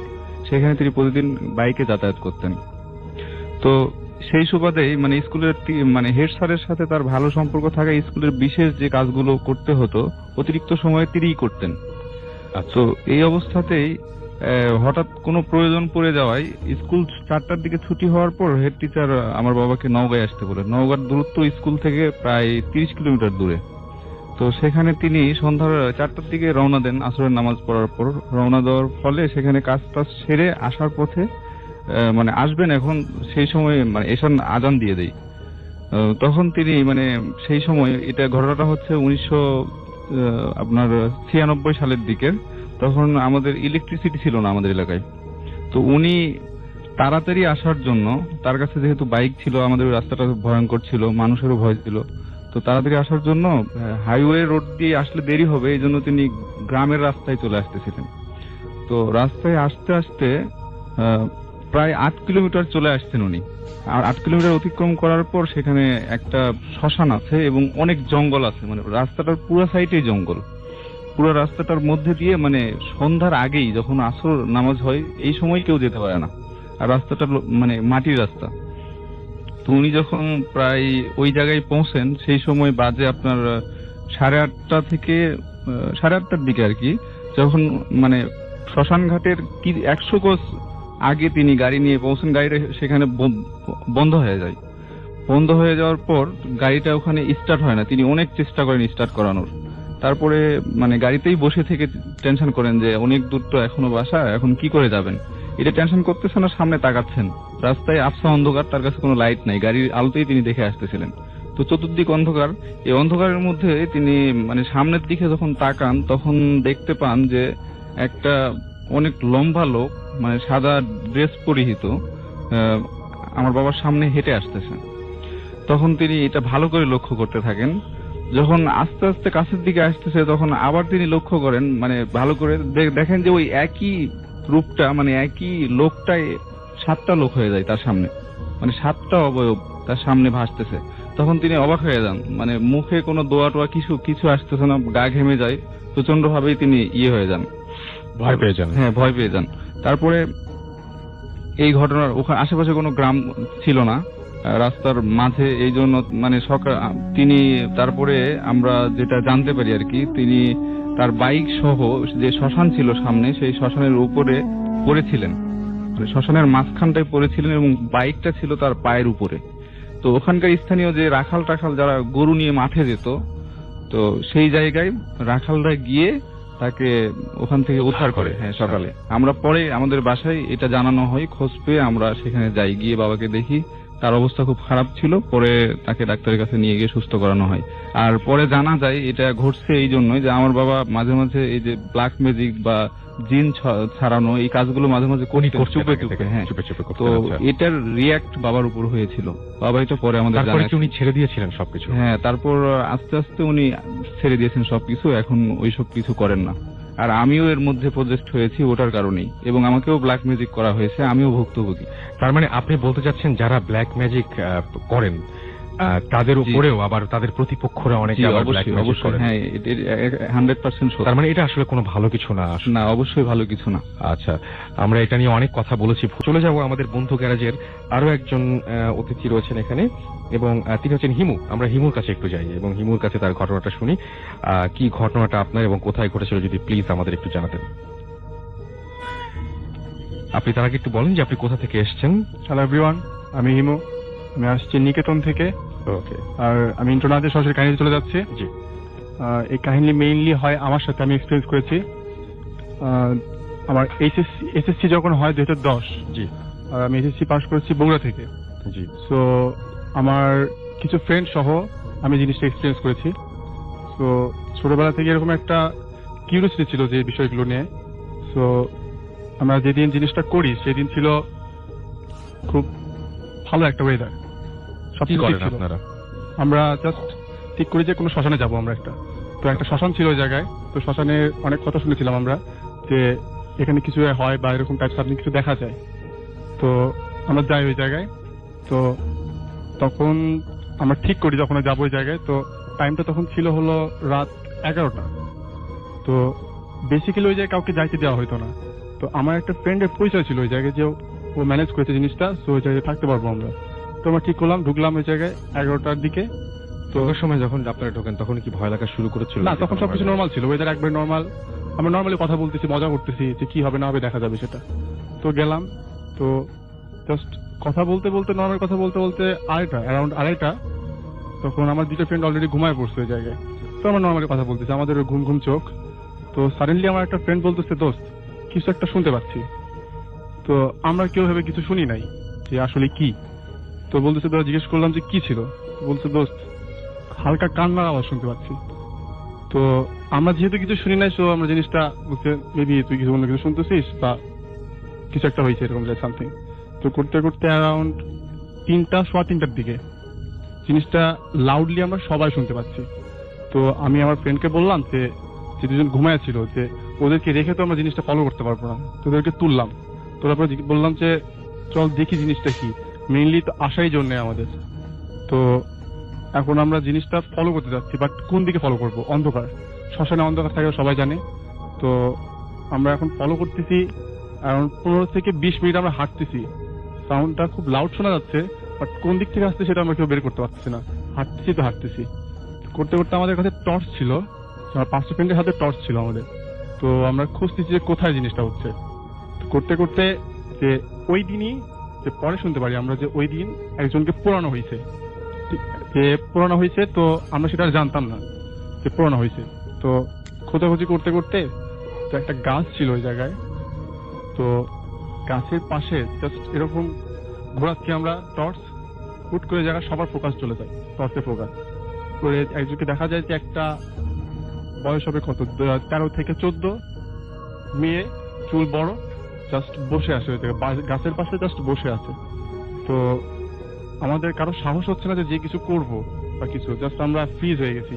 এটা কি, সবার ফোকাস একবারে মেয়ের ওপর, লাইট দেওয়া আছে মেয়ের ওপর। তো আমাদের ফ্রেন্ডের মধ্যে নামটা বলতেছি, ফুয়াদ নাম, ও একটু বেশি সাহসী। তো বলছে দোস্ত দেখি না কি এটা। তো আমাদের তো জাস্ট দেখতেছি, আমাদের কিছু বলবো যে দোস্ত তুই যাস না, তো শুনবে না, সেটা আমরা জানি, সেটা ভালোভাবে জানতাম। আপনারা সবাই একসঙ্গে দেখতে পাচ্ছিলেন? হ্যাঁ, সবাই একসাথে ফোকাস করছে এই জায়গাতে। ফার্স্টে আমরা জাস্ট ফোকাস করতে, আমি বলবো আমার ফোকাসটা ওই জায়গায় ছিল। দেন আমার যে বাকি ফ্রেন্ড গুলো, তারা, আমি জাস্ট দাঁড়াই আছি পিছনে, তো ওরা দেখতেছে জিনিসটা, ওরা ফোকাস করছে ওটাই, 5 জনের ফোকাস ওই জায়গায়। তার ভিতরে আমার একটা ফ্রেন্ড বলতেছে যে আমি যে দেখবো জিনিসটা কি, তার নাম ফুয়াদ। তো এখন ও আস্তে আস্তে গেল সামনে, যাওয়ার পরে ও একবারে ফ্রি, যে নর্মাল কিছুই হয় না, এটা গেল সামনে, যাওয়ার পরে জাস্ট জিনিসটাকে হাত দিল। হাত দেওয়ার পরে তার যে মাথাটা নিচে নামানো ছিল, সে মাথাটা উপরে তুললো। তোলার পরে আমরা জাস্ট দেখতে পারলাম যে ও একবার উড়ে গেল, বিম শব্দ হলো একটা, জাস্ট উড়ে পড়লো পিছন দিকে। আমরা এখনো ফোকাস করে রাখছি জিনিসটা। তো ফুয়াদকে কি হলো সেটা দেখতেছি না, জাস্ট আমরা এখন জিনিসটা দেখতেছি। তখন বাঁচতেছিল মেবি কয়টা, 3:30 কিংবা 4:45। তো এরকম করতে করতে আমরা এখন বলতেছি যে, আমার একটা ফ্রেন্ড বলতেছে ফুয়াদ কই হলো, ফুয়াদের কি হলো।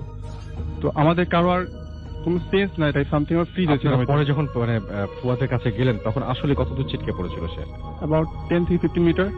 তাকে যখন জিজ্ঞেস করেন যে কি ঘটেছিল, তখন সে কি বলল? সে বলছে দোস্ত আমাকে একটা ফোর্স এসে ধাক্কা দিল, আমি চলে আসলাম। আর কিছু তার কাছে মনে নাই? আর কিছু মনে নাই তার, ইভেন তার হাত ভেঙে গেছিল।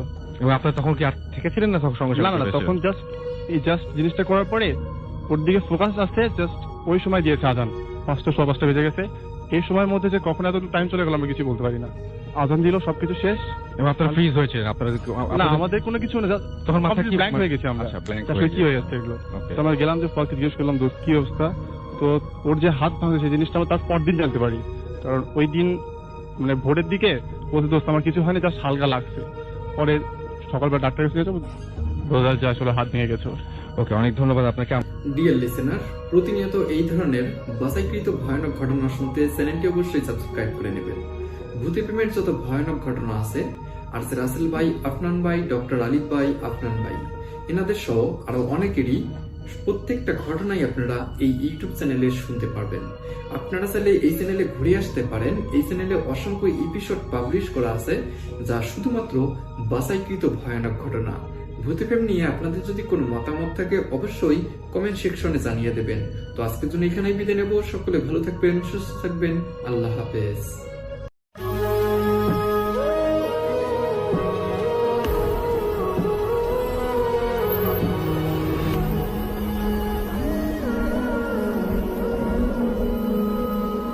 আসসালামু আলাইকুম প্রিয় লিসেনার্স, আশা করছি আপনারা সবাই ভালো আছেন এবং ভালো সাথেই আছেন। প্রতিনিয়ত আমরা কিন্তু আপনাদের গল্প শুনিয়ে থাকি, আজকেও কিন্তু এর ব্যতিক্রম কিছুই নয়। আমরা নতুন একটি গল্প নিয়ে আপনার সঙ্গে হাজির হয়েছি। আশা করছি আজকের সারাটি সময় জুড়ে আপনারা আমাদের সাথেই থাকবেন। সর্বপ্রথম আমরা একটি গল্প করছি। গল্পটির নাম দেওয়া হয়েছে ভয়ঙ্কর সেই রাতের শেষ সময়। সেটা ছিল প্রায় 25 বছর আগের কথা। আমার বাবার এক বন্ধু ছিলেন যার নাম অবিনাশ বাবু। তিনি তখন নতুন চাকরিতে যোগ দিয়েছেন, শহরের একটি মফস্বল শহরে পোস্টিং পেয়েছিল। শহরের বাইরে একটি পুরনো বিশাল জমিদার বাড়ি ভাড়া নিয়েছিলেন তিনি, কারণ সস্তায় অনেক বড় বাড়ি আর কোথায় পাওয়া যাচ্ছিল না। লোকজন বলছিল বাড়িটা অভিশপ্ত, সেখানে রাতে নাকি রিডিরা আনাগোনা করে, অনেক রকমের ভয়ভীতি লাগে, অনেক হাসির কান্নার শব্দ শোনা যায়। কিন্তু অবিনাশবাবু যুক্তিবাদী মানুষ, এসব কুসংস্কার কখনোই মানতেন না। বাড়িটার নাম ছিল রায়বাড়ি। বাড়ির সামনে একটা বড় শেওড়া গাছ, আর পিছনে ছিল শান বাঁধানো ঘাট সহ আর একটা পুকুর। রাতের বেলায় শেওড়া গাছের ডালগুলো অদ্ভুতভাবে দুলতে থাকে, যেন কেউ হাতছানি দিয়ে রাখছে। অবিনাশবাবু সবসময় একা থাকতেন। একদিন সন্ধ্যার পর তিনি বাড়ি ফিরছিলেন, তখন হঠাৎ দেখেন যে তার আসলে সময়টা অনেক পেরিয়ে গেছে, প্রায় রাত 9টা বাজে। চারপাশে শুনশান নীরবতা। হঠাৎ তিনি দেখলেন রায়বাড়ির বাগানের মধ্যে একটা সাদা ধবধবে শাড়ি পরা মহিলা দাঁড়িয়ে আছে। মহিলাটার চুলগুলো একদম খোলা, মুখ অন্ধকারে দেখা যাচ্ছে না এবং তার কোনো নড়াচড়া করছে না। প্রথমে অবিনাশবাবু মনে করলেন হয়তো কোনো কাজের লোক বা আশেপাশের কেউ, কিন্তু মহিলাটা স্থিরভাবে দাঁড়িয়েছিল এবং তার দিকেই তাকিয়ে ছিল বলে মনে হলো। অবিনাশবাবু ভয় না পেয়ে সাহস নিয়ে এগিয়ে গেলেন এবং ডাকলেন, কে ওখানে? ওখানে কে দাঁড়িয়ে আছে এত রাতে? কি করছেন ওখানে? অনেক যখন প্রশ্ন করলেন, কিন্তু মহিলার কাছ থেকে কোনো উত্তর এলো না। শুধু একটা চাপা কান্নার শব্দের আওয়াজ ভেসে উঠল। অবিনাশবাবু আবার ডাকলেন, এবার একটু জোরে। মহিলাটা তখন ধীরে ধীরে তার দিকে এগিয়ে আসতে লাগলো। যত কাছে এলো অবিনাশবাবু তত বুক ধরপড় করতে লাগলো, কারণ তিনি দেখতে পেলেন মহিলাটার পা মাটিতে স্পর্শ করছে না, যেন শূন্যের মতো ভাসছে, পাখির মতো উড়ে উড়ে আসতেছে।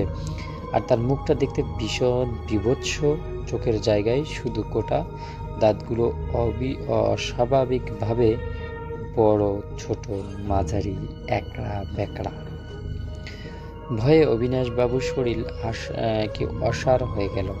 তিনি চিৎকার করতে পারলেন না, নড়তেও পারলেন না। মহিলাটা এবার তার সামনে এসে দাঁড়ালেন, তারপর ফিসফিস করে বলল, আমাকে নিয়ে যাও, আমার শিশু সন্তানকে আমি দেখতে পাচ্ছি না। কণ্ঠস্বর ছিল অস্বাভাবিক ঠান্ডা, হাত বুক কাঁপানো। ঠিক সেই সময় হঠাৎ একটা দমকা বাতাস বয়ে গেল, আর শাওড়া গাছটা থেকে একটা শুকনো ডাল সশব্দে নিচে পড়ল। ডাল পড়ার শব্দে অবিনাশ বাবুর সম্মিলিত ফিরলেন। তিনি প্রাণপণে দৌড়তে লাগালেন বাড়ির দিকে।